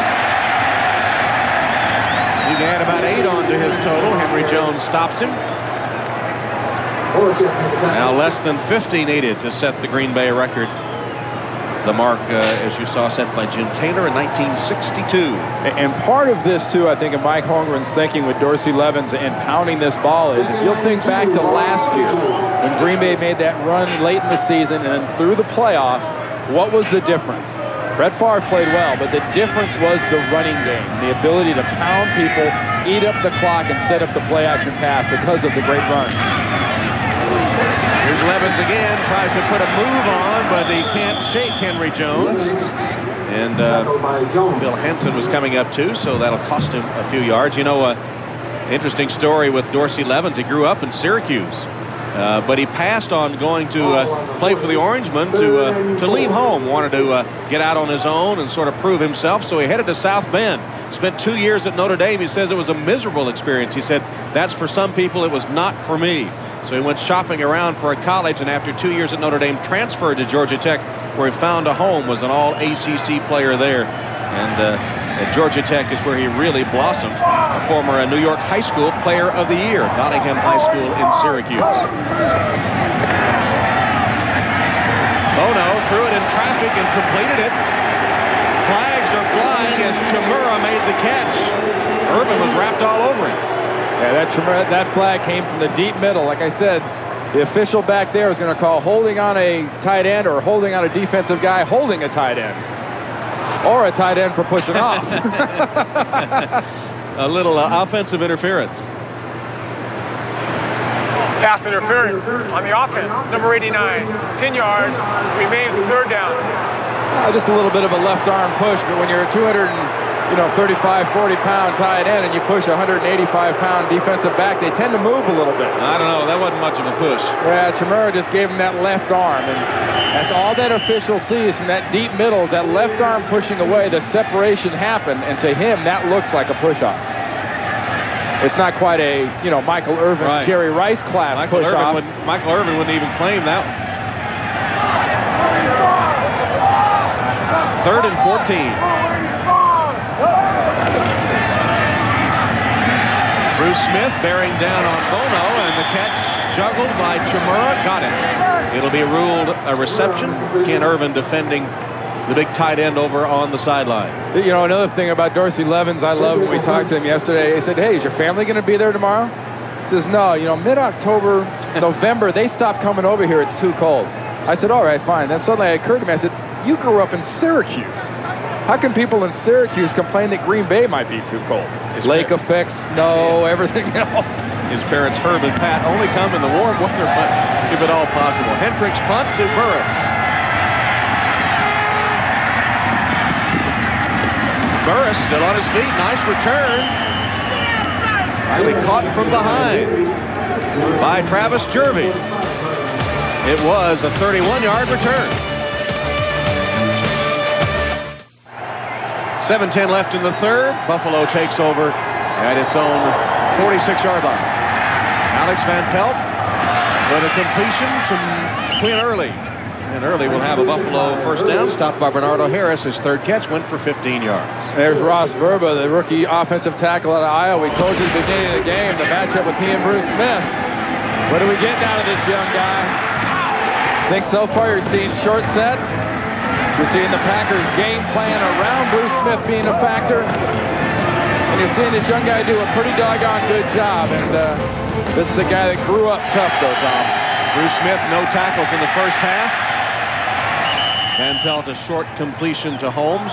And you're right, Verba did grow up tough. In Des Moines, Iowa, they had a big backyard with hall grass growing in it. So Verba went out with the push mower, mowed down that grass field, chalked it, and said, let's play some football. And he got his dad out there. They put the pads on, and it was rough. Verba said a couple of times his dad broke his nose, but he said, keep bringing it to me. He said by about the time he was 10 years old, things started to even up a little bit. There's a few connections that don't quite meet the contacts in that head. If he was thinking of getting smacked around at 8 years old on a football field, he mowed himself. Van Pelt intended for Holmes, who made a diving attempt, covered by the linebacker George Kuntz. Galloway was in the area too. You know, you're 8 years old. How many of you out there have 8-year-olds? One, how many are going to go out and grab a mower and mow anything by themselves, much less a half a football field, and then line it, then put on a pair of pads and tell a dad who's obviously a little bit bigger than you, saying, I want you. Come on, get some of this. But it prepared him to meet one of the masters, Bruce Smith, who has nothing but goose eggs to show for the first half plus here in Green Bay. Remember the performance Baselli put on him last week when Jacksonville came up to Buffalo. About the same kind of deal. Intercepted. Van Pelt threw it right to Mike Pryor. And Pryor still on his way down the sideline. Van Pelt bumps him out of bounds. The veteran Mike Pryor in his 12th season gets his 4th pick of the season and number 34 in his career. Van Pelt threw it right to him and then had to make the tackle after a 50-yard interception return with even Reggie White out there leading interference. We talked about the one interception earlier that Tyrone Williams had. It was on a bad decision. But, you know, when a quarterback throws a pass, it's supposed to get the receiver in stride. Watch this pass out of Van Pelt, and who's it hit in stride? Mike Pryor coming from that deep safety position, never breaks stride, hits him perfectly, but look at what Van Pelt does right there. That's a hit. I mean, for a quarterback, that is flat laying it out. Looks like a false start by Earl Dotson. False start on the offense, number 72, 5 yards, first down. You know, Van Pelt, after that last interception, he knows what's going on. He knows he has to get back and taking a little frustrations out and kind of acting what you'd expect out of Brett Favre, giving up the body to try to knock that guy out of bounds. Van Pelt being saved by Green Bay from having to see the movie Titanic this weekend. He said he'd been on enough sinking ships this weekend, thank you. I knew there was something in there yelling to get out. Levens, only a yard. Ted Washington wrapped him up. Yeah, and when Ted Washington wraps you, you stayed wrapped up. This guy, don't be fooled. As he said last night to us, don't be fooled by the fat. I saw him make a play a couple weeks ago. Might be one of the better defensive plays I've seen any lineman make here in '97. He just flat ran down the line and ran a running back on a little swing pass down. And, you know, Ted's had the sacks. He's had the pressures. He's 360-ish, and he can bring it. It's a lot of it, but he'll bring it. He said, just because I'm fat, they think I can't run. He's going to run all the way to Honolulu to the Pro Bowl. Bono to Henderson, smacked down immediately by Sam Rogers.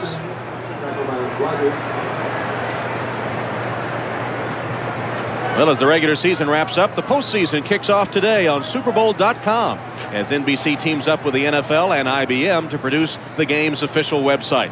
Get a sneak peek at our plans for San Diego, as well as complete playoff analysis. Plus, try out our game arcade. Shop for Super Bowl merchandise and win a trip for two in the IBM Drive to the Super Bowl sweepstakes. All on the internet at SuperBowl.com. Bono with a third down play. It's a swing pass complete to Levens. Levin stopped well short of the first down by Marlo Perry. It'll bring up 4th down and a Longwell field goal attempt. And the only reason this is going to be a field goal attempt was Marlo Perry made a wonderful play right there, because Dorsey Levens had people out in front of him, and there was no other defender within 10 or 12 yards. Marlo Perry fights off the blocker and makes that tackle on a one-on-one situation. Longwell missed from 45 yards already in the game. This one is 35.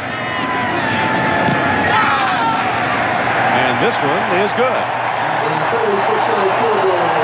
Longwell with the first points of the second half. You're watching the NFL on NBC. The NFL on NBC is brought to you by Dr. Pepper and your local Dr. Pepper bottler. Dr. Pepper, this is the taste. Welcome back to Lambeau Field in Green Bay. Tom Hammond, Randy Cross, and Jim Gray. It has been a Green Bay rout, 24-0, after the first bizarre sequence of the game in which the Buffalo special teams had a lapse again. Here's Derek Holmes from the goal line. That first series of the game saw the Packers punt, but a muff punt by the Bills and a touchdown for the Packers. It's been downhill since then. Sure, and join us for that Jets-Lions game tomorrow. Another big one, Indianapolis and Minnesota. Some good games, playoff implications. Alex Van Pelt to Jerry Reese, who makes the reception. Reese just activated with the injury to Andre Reed. It covered 15 yards and a Buffalo first down. Yeah, Reese has been with the team this year on another occasion, was brought back Monday, re-signed to the practice squad, and Marv Levy had to activate him. And Andre Reed on the bench. Eric Moles has a groin injury. He won't return, so we'll be seeing more of Jerry Reese as Antoine Smith gets the call. Stopped by Paul Fraze. Andre Reed last week, in that game against Jacksonville, separated his shoulder and was placed on injured reserve this year. And it's been a very frustrating year, obviously, for Andre Reed going through the things that this football team has gone through. And again, Marv Levy saying everything will be examined, including the likelihood of bringing in a veteran free agent quarterback. Van Pelt making a bid for a spot on the roster as he hits Lonnie Johnson. Hit hard by Brian Williams. There's a lot of things you expect out of a linebacker. You expect him to be a mean guy. You expect linebackers these days to be fast and active, and Brian Williams showed you that. But he says in a recent article I read about him that one of his first priorities was make sure he got a dish here in Green Bay so he could get Cartoon Network. A linebacker, Cartoon Network?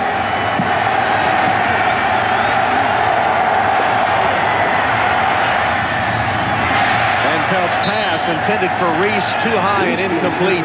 And on 4th down, the punt team will return. If you're wondering, the last time that the Packers pitched a shutout, December 26, 1993, when they blanked the Raiders 28-0. And their defense is closing in now on 22 straight quarters without allowing a touchdown pass. 5th punt of the day for Chris Moore.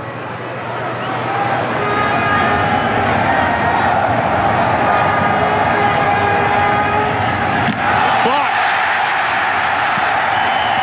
Seth Joyner, the veteran, with the block of the punt. It goes out of bounds, and Green Bay will take over.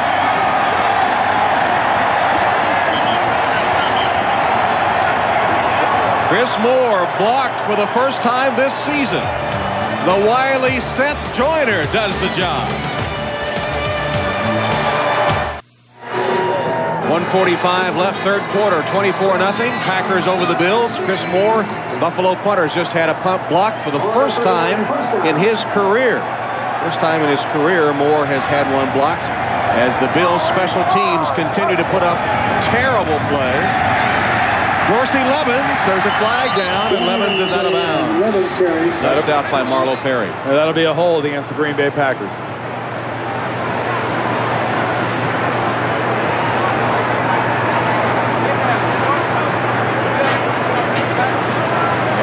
Call. Holding on the offense, number 78. 10 yards, remain first down. Our man Ross Burba They're working on his man, Bruce Smith.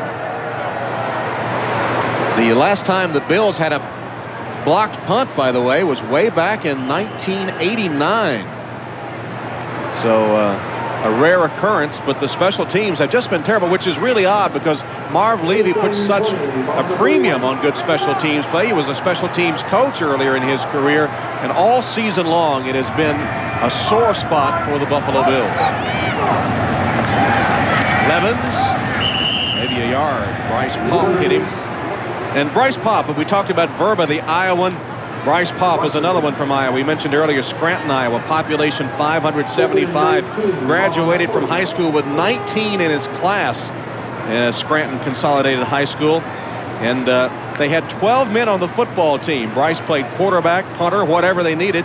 From the shotgun formation, he was a quarterback.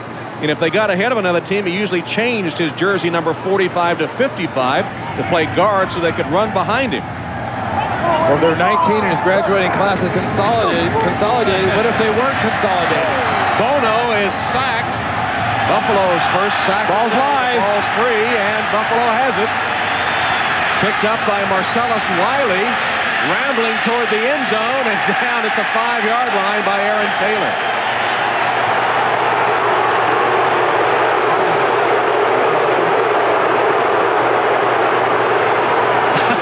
Wiley needs to work on the dance, but then he hasn't had many opportunities. Former 1AA All-American, the rookie from Columbia. Hey, Marv Levy-sized defense played good, aggressive defense and some sloppy offense right here. You look at Holisek, the linebacker, come through clean.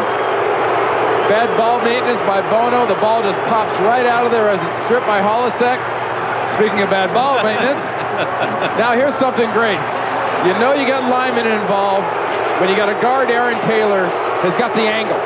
You don't get to talk about linemen too often that have angles. So at the 5-yard line, and Marcellus Wiley taking it there, and the shutout in jeopardy. And the fans got something to get excited about. Antoine Smith for the touchdown. Nice cutback by the rookie Antoine Smith.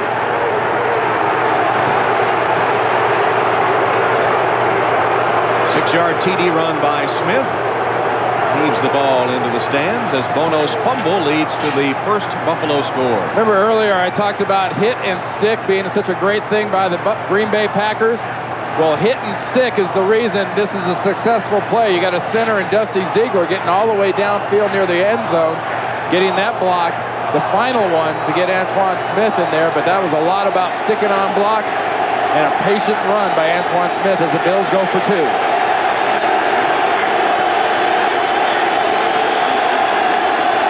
Van Pelt in trouble.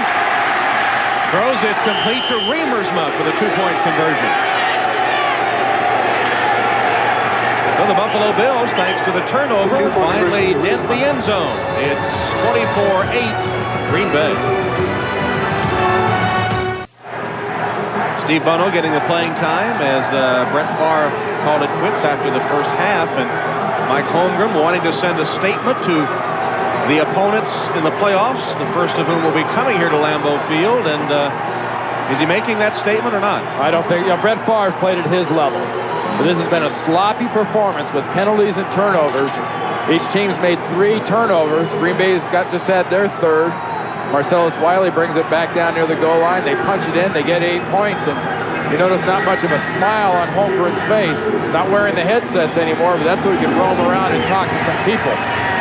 Players wish he had him back on then, huh? Yep. This is Hayden who takes Christie's kick. Aaron Hayden to about the 28-yard line where Brandenburg puts the hit on him. Just 13 seconds left in the 3rd quarter. Yeah, what makes us a little bit of concern to Mike Holmgren is, remember, he does have some substitutions coming in here as far as people like Steve Bono. He wants to get Aaron Hayden some running time. This is his regular running backs. This is his regular offensive line. And they have not looked sharp in the last couple of possessions. He's seen an offense that's really sort of sputtered, been victimized by the blitz and stunts, and he is not happy and cannot be happy about what they've done right now. 247 total yards for the Green Bay offense today. Dorsey Levens jumping, pouncing through a hole, crosses the 30 to the 32-yard line. Marcellus Wiley makes the tackle. Third quarter comes to a close. It's 24-8. We'll be back in Green Bay after these messages from your local station. Buffalo Bills won the third quarter 8-3, but they are 24-8 on the losing end as we start the fourth final regular season game for these two teams. Green Bay heading on to the playoffs. Dorsey Levens hit hard at the sideline as he continues in quest of Jim Taylor's all-time single-season rushing record. You know, Dorsey Levens has done his yards so far today in workmanlike fashion. That is the one big hit he's gotten running the ball so far. The majority of his runs have been inside against a Buffalo defense that can be very hard to run against with guys like Ted Washington inside. Dorsey now with 21 carries, 72 yards, and 39 short of Taylor's team record. Bono rolls, pops once, and overshoots Mickens. Incomplete. He was defended by Thomas Smith. You've seen a great example, too. You know, people talk about, gee, if you get a new team, why don't you run this West Coast kind of offense? Well, you know, it's pretty obvious you need the right kind of a guy to be the star spark. I played with a guy in Joe Montana who was a star spark in this offense. Brett Favre is a star spark. Steve Bono knows this offense inside and out. And sometimes, it doesn't matter how well you know it, you cannot execute it like the guy that has a little special tool. Hendricks punt, chases Burris all the way back to the 14. And he'll just jump out of bounds. Or maybe Bono showing a little rustiness, too, playing for the first time this season. 51-yard punt. We'll be back. Starts Thursday, December 25th. The NFL on NBC is brought to you by Chevrolet Trucks, the most dependable, longest-lasting trucks on the road. By Dean Witter, there are many ways to measure success. We measure it one investor at a time. And by Duracell, when it better work, better make it Duracell. Cheeseheads in a holiday mood as they come to Lambeau for the final regular season game and set their sights on the playoffs. Looks like they'll have their 23rd straight win at home. Van Pelt completes it to Antoine Smith. Wrapped up and the play stopped. Brian Williams had it. Great day of football coming your way on NBC tomorrow. All those playoff implications and a lot of other things too. It starts with the NFL on NBC. That's at noon Eastern Time.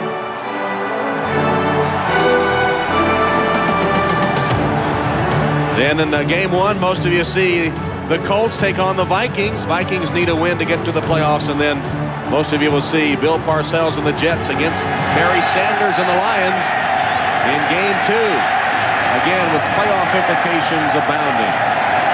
Well, I'm going to be in Minneapolis tomorrow for that game, Tom, and you couldn't ask for a worse opponent to come in when you absolutely have to win a game. And I don't care what the formulas say. If you have a chance, you've got to win the game. And the Colts right now for the Minnesota Vikings are the team you don't want to come in there. The way they're playing, the Colts played the Green Bay Packers 4 or 5 weeks ago and just lit this defense up. And it's the last time anybody's lit this defense up. Minnesota headed in one direction and Indianapolis in the other. That pass nearly intercepted by Tyrone Williams, intended for Jerry Reese. It'll bring up fourth down. And, of course, in the Jets-Lions game, the subplot is Barry Sanders trying to become the third running back in NFL history to reach 2,000 yards rushing. The Jets, if they win, are in. The Lions, if they win, are in. They could possibly get in with some other circumstances if they win, if either Washington or Minnesota loses. Boy, coaches hate formulas. Coaches hate formulas. You don't win about... That's why Bobby Ross has said, I'm not going to let any early game score go up on the board. That game starts at 4 Eastern. He's not going to let anything go up early, just not to distract his players. Here's Moore's punt. Sharper has to race up to field it. Only got a couple of yards on the return after the punt covered. 32. Tackled by Marlo Perry. We'll take a break in Green Bay. The The NFL on NBC is brought to you by Domino's Pizza, delivering 1 million smiles a day. Call for pizza now and share a smile during the game. For only the second time in a decade, the Buffalo Bills will be heading home for the holidays, and we didn't find a single player that thought that was a good idea, though they do appreciate being with their families. They would rather be preparing for the playoffs, as this proud team has over so many recent seasons. Dorsey Levens got a block from Henderson, but the Bills defense already had penetration in the form of Henry Jones. And Levens still finds the going tough, no gain. We saw Marcellus Wiley recover that fumble on the last series. He's in for Bruce Smith, and we talked a lot about that matchup between Bruce Smith and Ross Burba, the rookie out of Iowa, and how it would affect the Green Bay offense. And the veteran Smith is out of the game now. Didn't notice a tackle by Bruce Smith. Obviously did not have a sack. A good performance by young Burba, aided by, I think, a very good game plan to keep Brett Favre away from Bruce Smith. Steve Bono chased from the pocket by Ted Washington, throws it away. There's an example, Tom. Steve Bono wasn't fooled by the fat. He saw Ted Washington coming at him. Run, huh? Well, he had a pretty good idea of how fast that body was moving at him. I was just thinking, Randy, that we'd be remiss in a Green Bay Buffalo matchup, but we didn't mention Elijah Pitts, the Buffalo assistant coach who had so many great years in a Green Bay uniform as a player. Now battling cancer, was able to come out to the Buffalo practice last week, I think, and all our best wishes at this holiday time for one of the great guys, Elijah Pitts.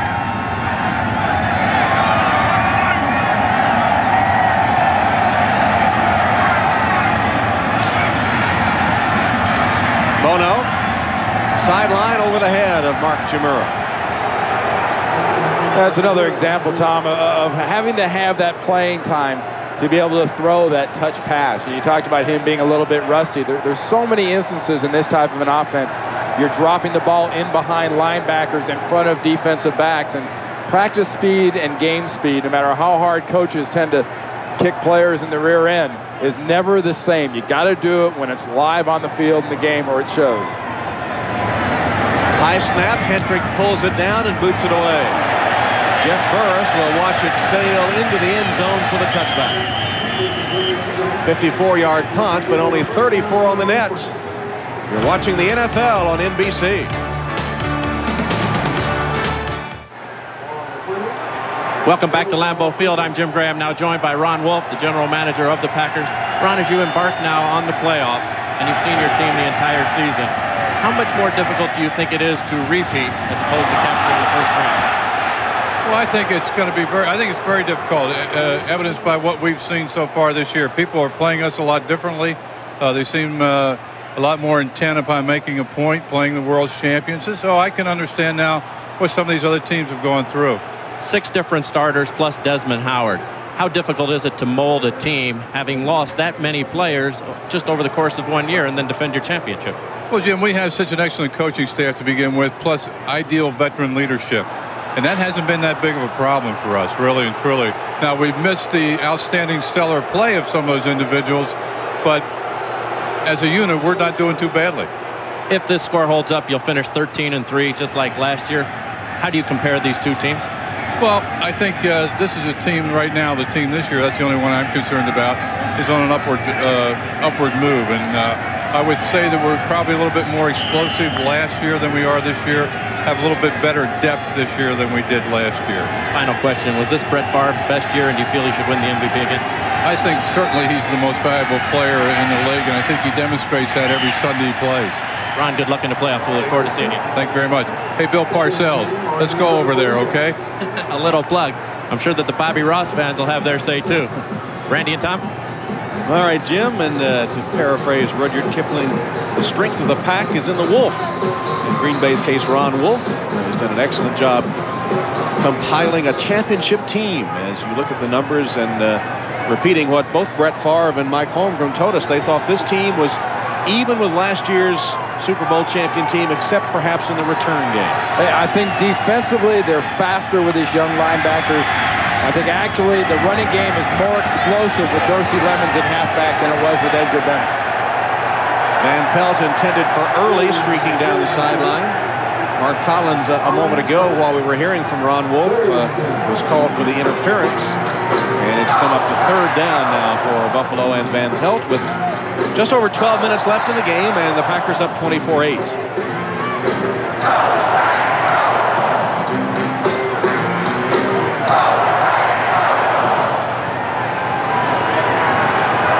Yeah, had to love the little plug that Ron Wolf gave to his buddy Bill Parcells about that game you'll see tomorrow. Detroit and the Jets, and I'm sure Ron Wolf could offer him a few pointers about how to stop a Barry Sanders. Van Pelt hit as he released the football intended for Jerry Reese, and Collins broke it up. I can give him a real pointer on how to stop Barry Sanders, too. It's easy. It really is. Make sure he doesn't suit up. If he doesn't suit up, you're fine. He puts that uniform on. I don't care what kind of defense you put out there against that guy. You watch the game tomorrow. I guarantee you tomorrow, early on, if Barry gets a Barry start, he'll have 10 carries for 12 yards. 5 minutes later, he'll have 15 carries for 136 yards. He can explode quicker than any other back I've ever seen. Explode on an individual run, explode in the game as Moore with a fake punt hits Lonnie Johnson. Blindsided, ball is free. Lonnie Johnson was looking around and Sharper leveled him, and the ball came free. I mean, Sharper absolutely destroyed Lonnie Johnson, who is still down on the turf. Lonnie Johnson knew where 10 guys were on that punt return team for the Green Bay Packers, and he didn't take into consideration the defensive back there playing returner in Sharper. And that was a receiver, a runner at his most unprotected you'll ever see. Completely unaware of the contact. Flag down, and it came in late. Travis Jerby came out with the football, but whether Green Bay will have it officially, we don't know yet.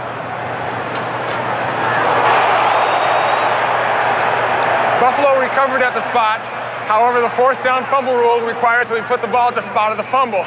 After the fumble recovery, there was an unsportsmanlike on the receiving team, 15 yards, half the distance to the goal, automatic, first down. Well, I'm glad he was able to sort it out. Maybe we can if we take another look. Lonnie Johnson up to a sitting position. Well, you know, watch what Moore does when he gets the ball to Lonnie Johnson, but more importantly, watch Lonnie Johnson as he runs down the field. Unprotected, not looking, not expecting, losing track of Sharper. Sharper with a very good, clean hit right on the football. The ball pops out. The Bills get the football, and the penalty was called after this dog pile was formed. But look at that. I mean, Lonnie Johnson is looking for a blocker, looking for tacklers, and forgets all about the young man out of William and Mary, Sharper, who today has brought a lot of plus in the return game for the Packers, and right here does a textbook job of a hit the NFL has to love. An unprotected football player, the shot nowhere near the head, perfectly legal, perfectly clean, knocking the ball out of Johnson's hands. Sharper, whose brother Jamie is a rookie linebacker with the Ravens. They talk a couple of times a week, have a long rivalry going back to all those brotherly fights as youths. Then William and Mary in Virginia. That shows you the violence of that type of a hit, but I have to emphasize, totally clean hit by Sharper. Sharper saying he was going to remind his brother as he went home to Richmond, Virginia for Christmas that he had to return to play some more football. Van Pelt's pass incomplete. And the report from the bench that Lonnie Johnson just had the wind knocked out of him. That's good news. No permanent damage. Lonnie Johnson next time will look upfield.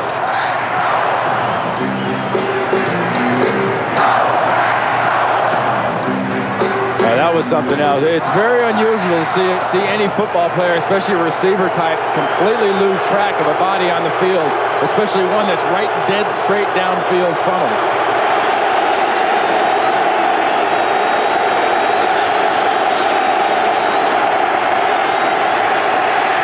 Van Pelt flag down in the end zone on Sharper. Darren Sharper called for the interference that time, defending Quinn Early. That's a young man caught on the horns of a dilemma. Doesn't know if he wants to break it up or just flat try to go through the receiver. And he chooses through the receiver here on Quinn Early. Doesn't know quite where to go. Pass interference on the defense, number 28. The foul happened in the end zone. The ball was placed at the 1-yard line. Automatic. First down. That's a good call. In order to get to the ball, he had to go through Early. He could not squirm his body around quite enough to avoid the contact. They had the wrong number, but it was definitely Sharper going through Early's shoulder to get that ball. Want to keep that touchdown pass string alive. Now 22 quarters without one. Dozen penalties against the Packers today. Antoine Smith, touchdown.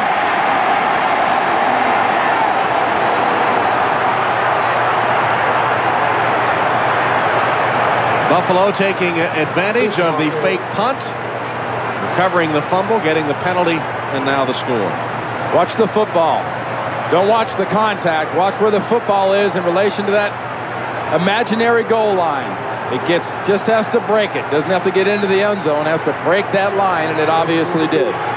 Second touchdown of the day for Antoine Smith, and 8 on the season. They'll go for 2.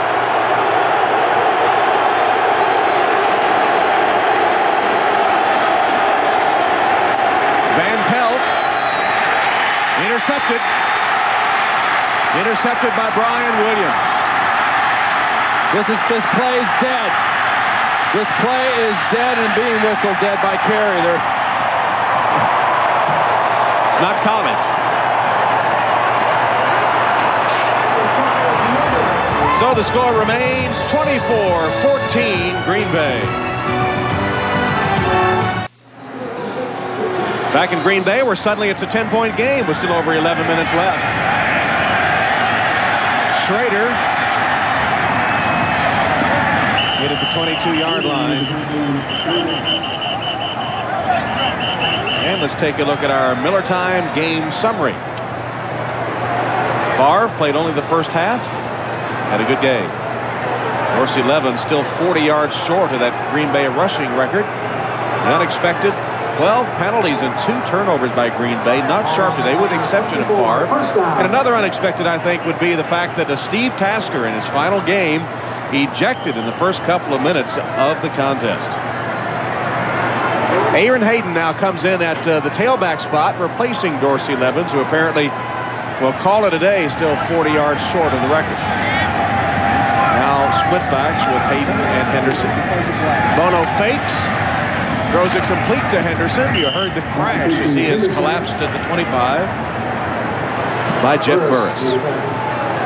Well, that play, that bizarre happening in first quarter. So what happens here, you see Jackson 31, the ball just nips him, results in a touchdown. Here's Tasker. See, he gets on the back judge's arms.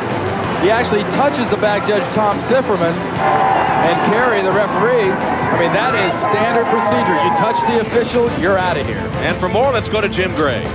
All right, thank you, Tom. Well, at halftime, Mike Carey was spoken to and released the following statement. Asked why he ejected Steve Tasker. He said because he was complaining about a foul and bumped the official while he did that. We have to go by the rule to eject the player if that happens. He was then asked, what official did he bump? And as Randy just said, the back judge, Tom Sifferman. And then Mike Carey was finally asked, were you aware that this was his final game? Carey responded, of course, that's not a license. It's unfortunate, but it's not a license. Tom? All right, so Steve Tasker, who was so excited about playing in Lambeau Stadium, his final career game, ejected after that argument, which you saw. And ironically enough, the play didn't really even involve him. He was receiving the punt, was going to return it. He let it go, and it hit a teammate, Ray Jackson. So he came back to argue when he actually wasn't even involved in the touching of the football. Bono hands to Hayden. Hayden using his blockers effectively. Blast down the sideline. Now just past midfield where he's bumped out of bounds by John Holasek. A 19-yard gain by Hayden, getting some playing time. Third leading rusher for the Packers this season. He played for the San Diego Chargers until last year. Picked up by the Green Bay Packers and has been a great add. He's really straightened out the attitude that seemed to be a problem with San Diego. Mike Holmgren wants to get a chance to get him in there, see what exactly he can do in this type of situation, giving Levens the break. And 40 yards short of that record, he told us yesterday, hey, I'm a free agent. I'm going to test the market. I'm going to see what's going on. But if I'm back here in Green Bay next year, I guarantee you I will break that record next year. He did say he wanted to stay in Green Bay, though he will test the free agent market, saying he had exceeded his own expectations as well as everyone else's this season. Had set a goal for himself of 1,000 yards. And within 40 of passing Jim Taylor for the all-time record. Well, in these days of the proverbial, to steal that line, often used and overused, of show me the money, this is one of the few organizations, both Green Bay, San Francisco, there's a few others out there around the league where players want to play for these football teams. And they'll test markets, but one of the things you have to consider, I mean, Gilbert Brown could have gotten more money out of Jacksonville as a free agent last year. Took less money to stay here in Green Bay with this organization and this football team. You have to realize, as an athlete, sometimes the special opportunities to play on a special team are worth giving up the money for.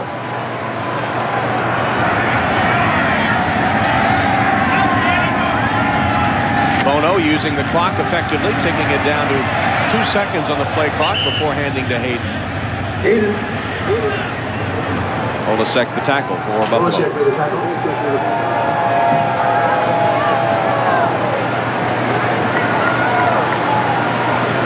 24-14 as we come to the 7:40 mark in the fourth quarter.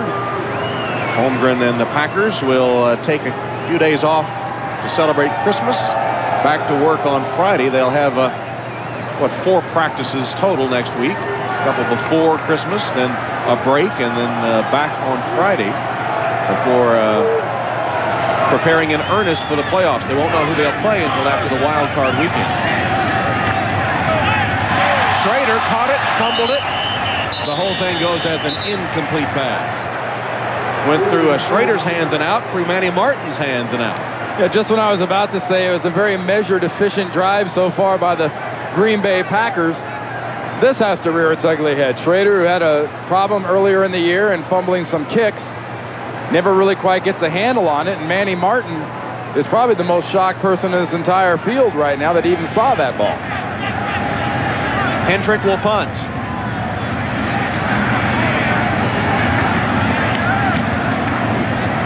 Jeff Burris, fair catch. And he makes it at the 16-yard line. 30-yard punt. NBC tonight. I'm your guardian angel. A holiday tradition you can't see anywhere but here. I want to live again. Welcome home, Mr. Bailey. Plus, a tribute to Jimmy Stewart hosted by Garth Brooks. Merry Christmas! It's A Wonderful Life, tonight at 8, 7 Central, only on NBC. One of the classic films, although not considered a classic when first released, only in recent years has it come to be appreciated for the classic film that it is. Jimmy Stewart, It's a Wonderful Life on NBC tonight. Alex Van Pelt down just 10 points, and a catch made by Quinn Early. Caught it in stride from Van Pelt all the way to the 45-yard line. That's a 30-yard gain. And Tom, this is Van Pelt's time of the game. This is where he's used to coming into football games. He talked about the difficulty of getting readjusted to being a starter instead of being thrown into the fire. Well, the fire is burning, he's in it, and this is what he's used to. Screen pass, flag down. Derek Holmes with the reception. A hold against Buffalo will nullify that one, and that's been the sad story for the Bills oftentimes today. Second half, though, has belonged to the Bills. 11 first downs to only 2 for Green Bay. Holding on the offense, number 79. 10-yard first down. That's Reuben Brown, and I believe it's his second penalty today. The Pro Bowl performer. So also getting great pressure on that play was Paul Freys, used to be with the New York Jets. And it is literally a medical marvel. You hear about all these guys coming back, but Paul Freys, 4, 5, 6 weeks ago had back surgery. And he's back playing football. It was at arthroscopic microsurgery, but he was operated on his back, and he's back doing this. Van Pelt, incomplete, intended for Johnson. It'll be second down and 20 for the Bills with 6:11 remaining. This game appeared to be a rout until the Bills took advantage of some Green Bay backup players in the game in the second half and have pulled within 10. I think a lot of the impact and the slowdown has been from the Green Bay Packers in general. I don't know if we can lay it off on backups so much, Tom, and the fact that this Packer team has just had no pulse and no consistency since Brett Favre left the field. Draw play, Derek Holmes wrapped up immediately. Looked like he had a little daylight at first, and then Lamont Honigquist put the clamps on him. Van Pelt for the day said he wasn't regarding this as an audition, but his numbers for the day, 18 of 34, 184 yards, no touchdowns, 2 intercepted. There you see it in graphic form. What's your assessment of Van Pelt? I think Van Pelt has got the opportunity to prove to some coaches here with his performance that he has the ability to be a good, solid backup quarterback. He airs this one out. And it's knocked down, intended for Reese. Mark Collins goes upstairs to deflect it, incomplete. You know, Alex Van Pelt has proven on occasion this year that he can be a spark-type quarterback. And sometimes that's your lot in life, is to be a spot guy, a guy whose responsibility is to make things happen. And maybe that's what he's proven today to this Buffalo staff. Yes, Thurman Thomas yesterday said if they name you general manager next week, what would you do about the quarterback situation? He said, for sure, I'd go get a veteran quarterback for his leadership, if nothing else. He thought that Todd Collins had the physical tools. Wasn't too sure about whether Van Pelt did or not. As this punt takes a Green Bay bounce. And playing today without Andre Reed, Eric Moulds, who's injured during the game, and Tasker was thrown out. So he hasn't had a sparkling receiving corps on the other end of those aerials either. Well, NBC has a Christmas gift for you. Christmas Day, the NBA on NBC with its seasonal debut, a doubleheader starting at 2:30 Eastern with NBA Showtime. Then the 4 teams that met in last season's conference finals take the floor. Game 1, Charles Barkley and the Rockets against Karl Malone, John Stockton, who's back in the Utah Jazz. Then in Game 2, Alonzo Mourning has returned to action. He and the Heat will take on Michael Jordan and the Bulls. That's the NBA on NBC, a doubleheader on Christmas Day. Alonzo Mourning made a little difference yesterday coming back Miami. 12 points, 13 rebounds. Looks like a different team when he's on the floor for the Heat. And why not? He is one of the very best. As Hayden carries for a short gain, Holisek the tackle. And now the Packers will try to just get this one over with and get on about the holidays as we approach the 5-minute mark, and Buffalo stops the clock with a timeout. Second half possessions have been much ado about nothing. Yeah, well, the most important thing on there is no number 4. That explains that entire graphic right there. No Brett Favre. I had to turn my head sideways to read that. No number 4. But you want a better, illustration. We talk about MVPs. How average does this offense look without that guy in there? He wishes he was back in Mississippi right now. He looks a little cold. And of course, there are 29 other teams that can say no number 4, because there is indeed only one Brett Favre sitting next to Reggie White. That's quite the daily double right there. And Tom, that's the kind of backup quarterback that has done it. Remember, this is a guy who was in Atlanta, was a number 3 quarterback. Ron Wolf and Mike Holmgren got him from Atlanta for a number 1 pick. That's the kind of quarterback that in a real ideal world, Marv Levy and the Bills are looking for. They want to steal a young guy that can be a star, but I got news for you, folks. There was one of those. Next time the Comet Kohoutek comes back, another Brett Favre will be 3rd string somewhere. When will that be back? No time soon. Well, top picks coming out of the draft for those that may be shopping in the draft, especially for a quarterback. Peyton Manning, Tennessee, Ryan Leaf, though he's an underclassman. Rumors that he might elect to come out, and people admire his strong arm. There are some of the others that will be available, and talk about receivers. Randy Moss from Marshall, if he does elect to come out. Phenomenal talent. But, if I'm a struggling team, I think, unless I have just an absolute burning need, I do what Bill Parcells very astutely did last year, and that's trade that pick get me more bodies. More bodies in the higher type rounds will get you a lot healthier than spending all kinds of money on one kid who might not work out. And Marv Levy will be 73 years old next season. He's coming back. Ralph Wilson, his owner, has said Marv can come back if he wants. Ralph Wilson, by the way, had back surgery a few weeks ago, not here today, a rare miss of a game for Ralph Wilson. But and Marv is not interested in presiding over any complete overhaul of the team, no rebuilding job. He wants immediate help, especially with Bruce Smith and some of the veterans of this team now on the downward slope of their careers. He wants to get some help immediately and return to contender status right away. Yeah, I mean, a young quarterback, a young potential player is a green banana. And when you're 73 and coaching in the NFL, you don't need too many green bananas around you that'll ripen someday for somebody else. Or sometimes they over-ripen. As Burris signals fair catch and makes it, as it's become here recently a game of punt and catch with 4:49 left. That one covered 46 yards.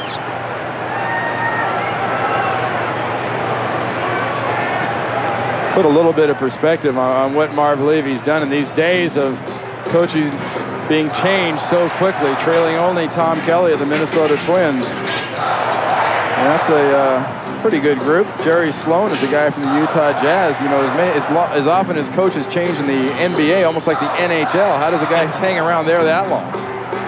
Could it be Stockton Malone have anything to do with that? They just shift positions in the NHL, don't they? Yep.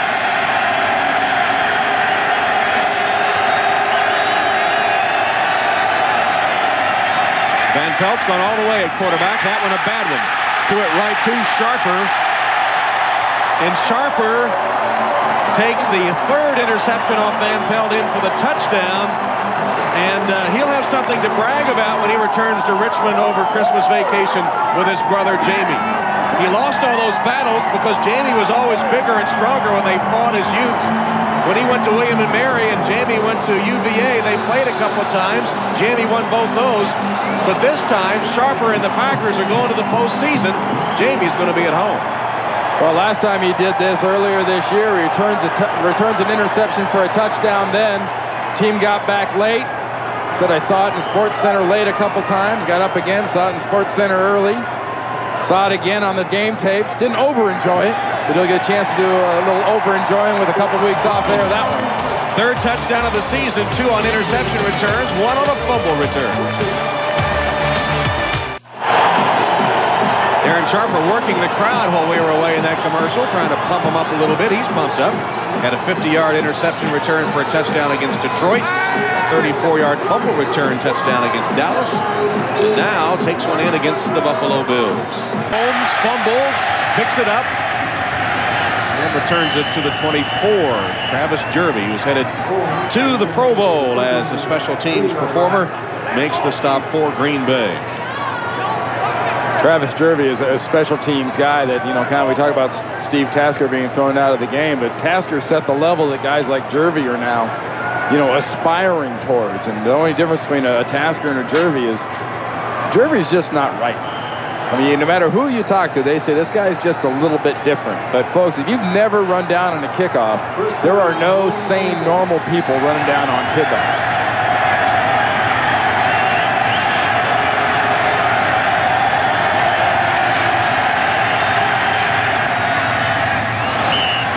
Made a diving stab at that one. Incomplete. Stops the clock at 4:28. Well, this season, 13 wins as Van Pelt has found the going tough here recently. Holmgren will get 13 wins to match last season and to equal the all-time Green Bay record. And the way they started the season with all those key injuries, you had to wonder if they would be able to match that 13-win total.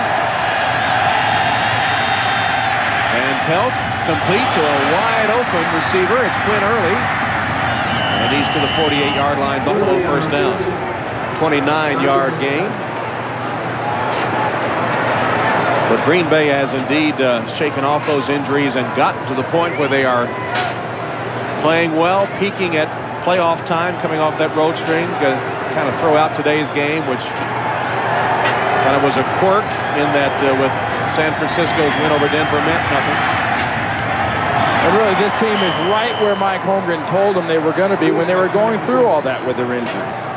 He said, hey, guys, you know, we've got no starters in this position, this position, this position. We need people to step up, and we need people to get healthy. When we do get healthy, we're going to be tough. And here are the guys that Mike Holmgren specifically mentioned as really stepping up. A lot of guys, most of those started. We talked about Ross Verba a lot. Jeff Dallenbach has started at every position, played at every position for the Packers at offensive line except for right tackle. And long snap for the boot. As Van Pelt, oh, what a grab by Early. Early just snagged that one and has another Buffalo first down. That is his 6th catch of the game. He's over 100 yards, 112 to be exact.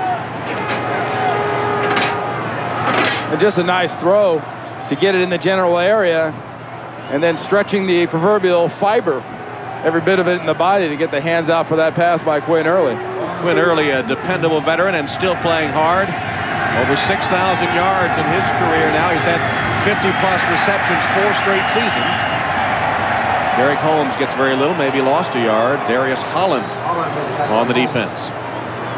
There are a lot of backups in right now for the defensive line for the Green Bay Packers, and we've talked a lot about that defense on the for the Packers here at Lambeau Field, and the only real glaring person missing from this defense last year that won a Super Bowl was Sean Jones.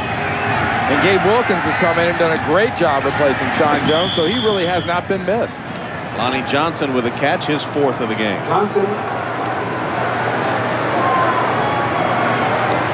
Hoping to win back-to-back Super Bowls. That's pretty select company.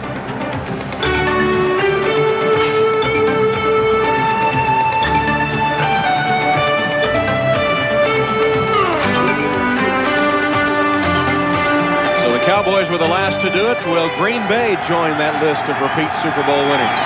Well, I was one of the favorites. I was on the front end of that San Francisco repeat in 23, and then they missed me so much they did it again in 24 after I retired. They were inspired by you. Bill Walsh left, I left, and the beat went on. We got the general. So what, guys? See ya. Mark Collins deflecting that pass in the end zone. 4th down play. And Mike Holmgren, you know, does not look happy. And obviously he's not happy because he's just not seeing that focused performance he went out and wanted to see. People will be afraid of Brett Favre over this. They won't be afraid of much else. Quinn Early makes the catch for the Buffalo first down. That's their 3rd 4th down attempt of the game. First one they have converted against Fritz Shurmur's defense. Hey, I think this is the best defensive coordinator in the game right now. I mean, hand signals aside, which you can rarely figure out. Looked like he was reeling in a big one there.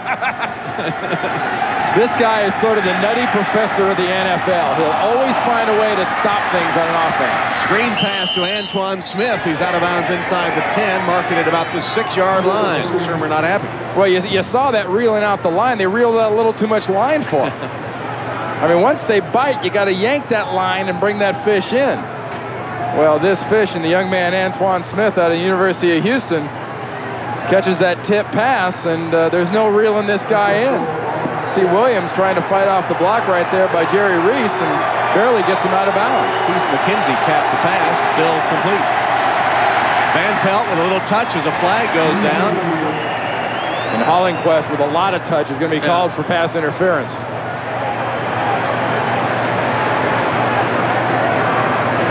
Or a hold.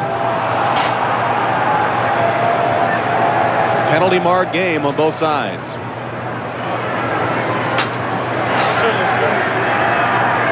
Illegal hands to the face. On the defense, number 90. Half the distance to the goal, automatic. First down. That's Holland. Darius Holland in a defensive end call for that hand in the face. You know, this performance, if anything else, with 13 penalties, they've had the turnovers. Buffalo's moved the ball against Shurmur's defense.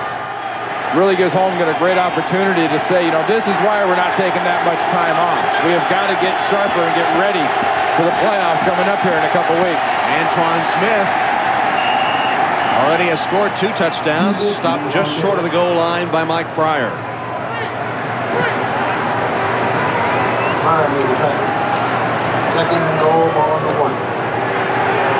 Spot the ball at the 1-yard line, 2nd down. Coming up to the 2-minute warning. Van Pelt sneaks it across for the touchdown.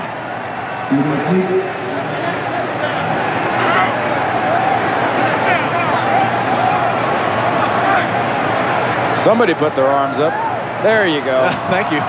Finally, a signal for a touchdown. Delayed for 30 seconds in the end zone. All along, the clock continued to roll, and it's right down to 2 minutes. A break for the 2-minute timeouts after the Van Pelt touchdown.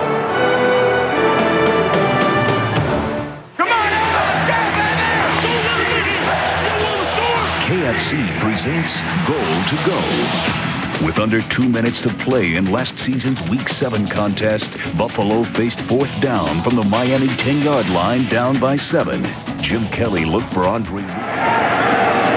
Back in Green Bay, they put 5 seconds back on the clock, and they attempt the extra point. It's knocked through by Christie. Now 2:05, so we'll have the kickoff and then the 2-minute timeout. Well, we noted that during the time that Van Pelt was on his back in the end zone without a touchdown call, that the clock continued to roll, so they put 5 seconds back.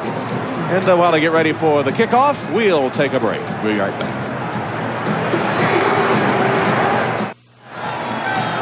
Back in Green Bay at 2:05. Yes, we still have the 2-minute timeout to go. 31-21, a 10-point game once again. And the hands team on the field for the Green Bay Packers anticipating this onside kick.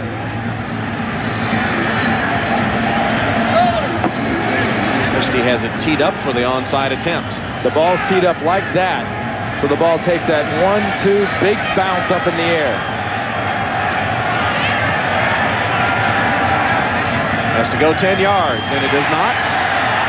Recovered by the Packers. Darren Sharper. He's all over the place. Sharper takes the onside kick attempt. And no fooling this time. We really will stop for the 2-minute warning.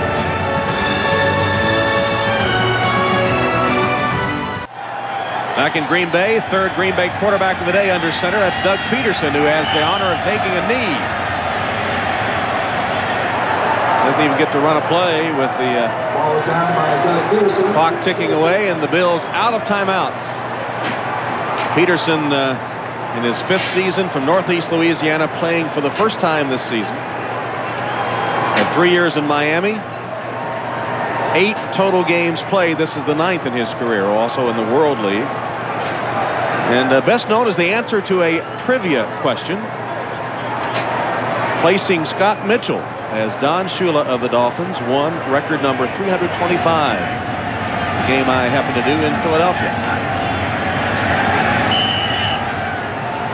And no sooner do we mention that than we'll have a look at same.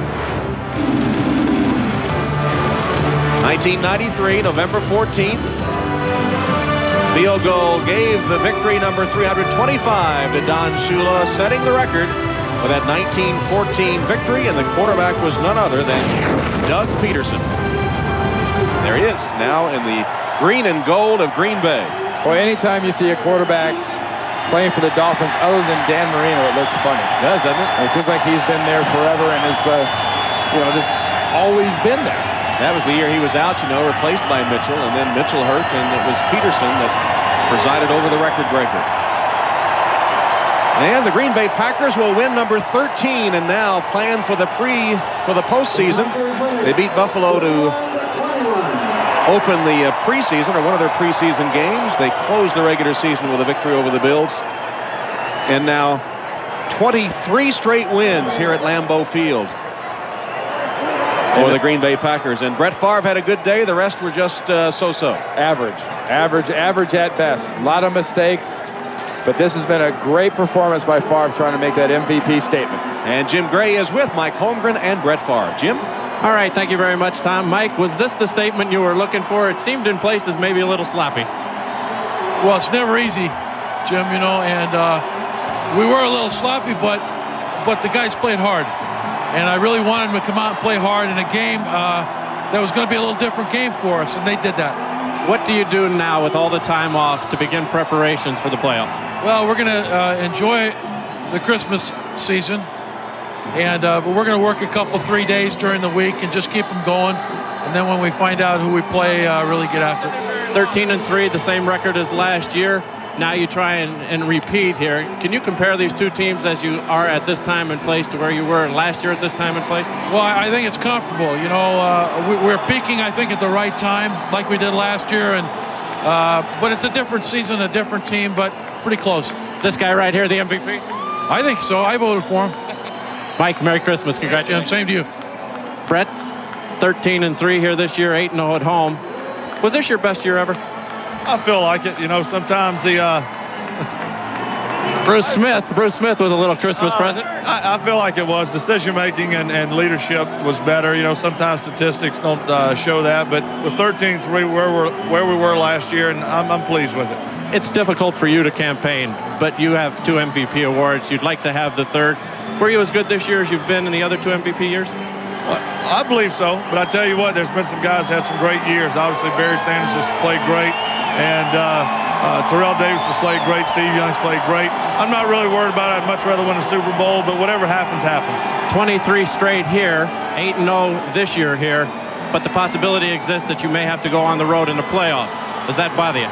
Well, I'd much rather play here, don't get me wrong, but if everything works out the way both teams hope to, we'll be at San Francisco. They're a great football team. They deserve to be at home this year. Steve has done a great job out there with them. We have to go play them. It'll be a tough battle, but we'll see what happens. Now, almost everybody's worst fears in the first series of downs when you were smacked pretty hard and had trouble getting up. Are you okay? And tell us about that hit. Well, I'm okay. I got the wind knocked out of me, and if you ever had that happen to you, it scares you more than anything, and I just couldn't breathe, and it's a matter of time before I got up. Heading home to Mississippi now for the holidays? I'm going to go home and hopefully play a little golf or something and relax a little bit, but we got to get back in and get to work. Get a bunch of birdies. Merry Christmas. All right, Jim. Thank you. All right, let's send it back upstairs now to Tom Hammond. All right, Jim, thank you very much. And Brett Favre was up to MVP form in his first half performance today. A long afternoon for Bruce Smith and the Bills. Final 31-21. Now for Randy Cross and Jim Gray, Tom Hammond sending you to Greg Gumbel in New York. This is the Sun America Post-Game Report. Here's your host, Greg Gumbel. Tom Hammond, thank you. Welcome back to our studios here in New York, everyone. Joining me, Joe Gibbs, Sam Weish, Chris Collinsworth. So, you heard Jim Gray, Mike Holmgren, Brett Favre talking about the Green Bay Packers, 13-3 this season, 23 consecutive regular season wins at Lambeau Field, 26 in a row, including the playoffs. The Packers hit the playoffs just the right stride. They have won 10 of their last 11, and just another terrific day for Favre, 156 yards and 2 touchdowns in a limited role. Now, we remind you, we have a big doubleheader coming your way tomorrow, beginning at noon Eastern Time with the pregame show. Here's a preview. The final Sunday of the regular season posts some exciting matchups for the NFL on NBC, beginning with the Indianapolis Colts facing the Minnesota Vikings. The Colts have been one of the hottest teams in the NFL. Last week, they embarrassed the Dolphins 41-0. Jim Harbaugh connected for a career-high 4 touchdowns, 3 to tight end Ken Dilger. The playoffs are on the line for Minnesota. Win and they clinch a wild-card berth. The Vikes come off one of their best defensive performances so far. John Randall had 3 sacks, and Randall Cunningham rushed for 71 yards. You know, they're not quitters. They lost those, 10 games in a row. And you would never know it when you watch them on film. I think their defense is ranked number 3. They're not a slouch. They're guys who are going to come together and be a great team in the future. Kansas City has clinched home field throughout the playoffs, and with a win Sunday, the Steelers clinched their 4th consecutive AFC Central title and the number 2 spot in the AFC. Kevin Henry's interception last week led to the dramatic overtime win over the Patriots. I'm just concerned about going out and making the right reads and getting guys the ball that are open and letting them do the things they need to do to get the ball in the end zone. Among our late games, the most interesting is the Jets and the Lions. Both teams are looking to clinch a playoff berth, and Barry Sanders is looking to surpass 2,000 rushing yards for the season. Barry needs 131 yards to join Eric Dickerson and O.J. Simpson as the only runners to reach 2,000 yards in a season.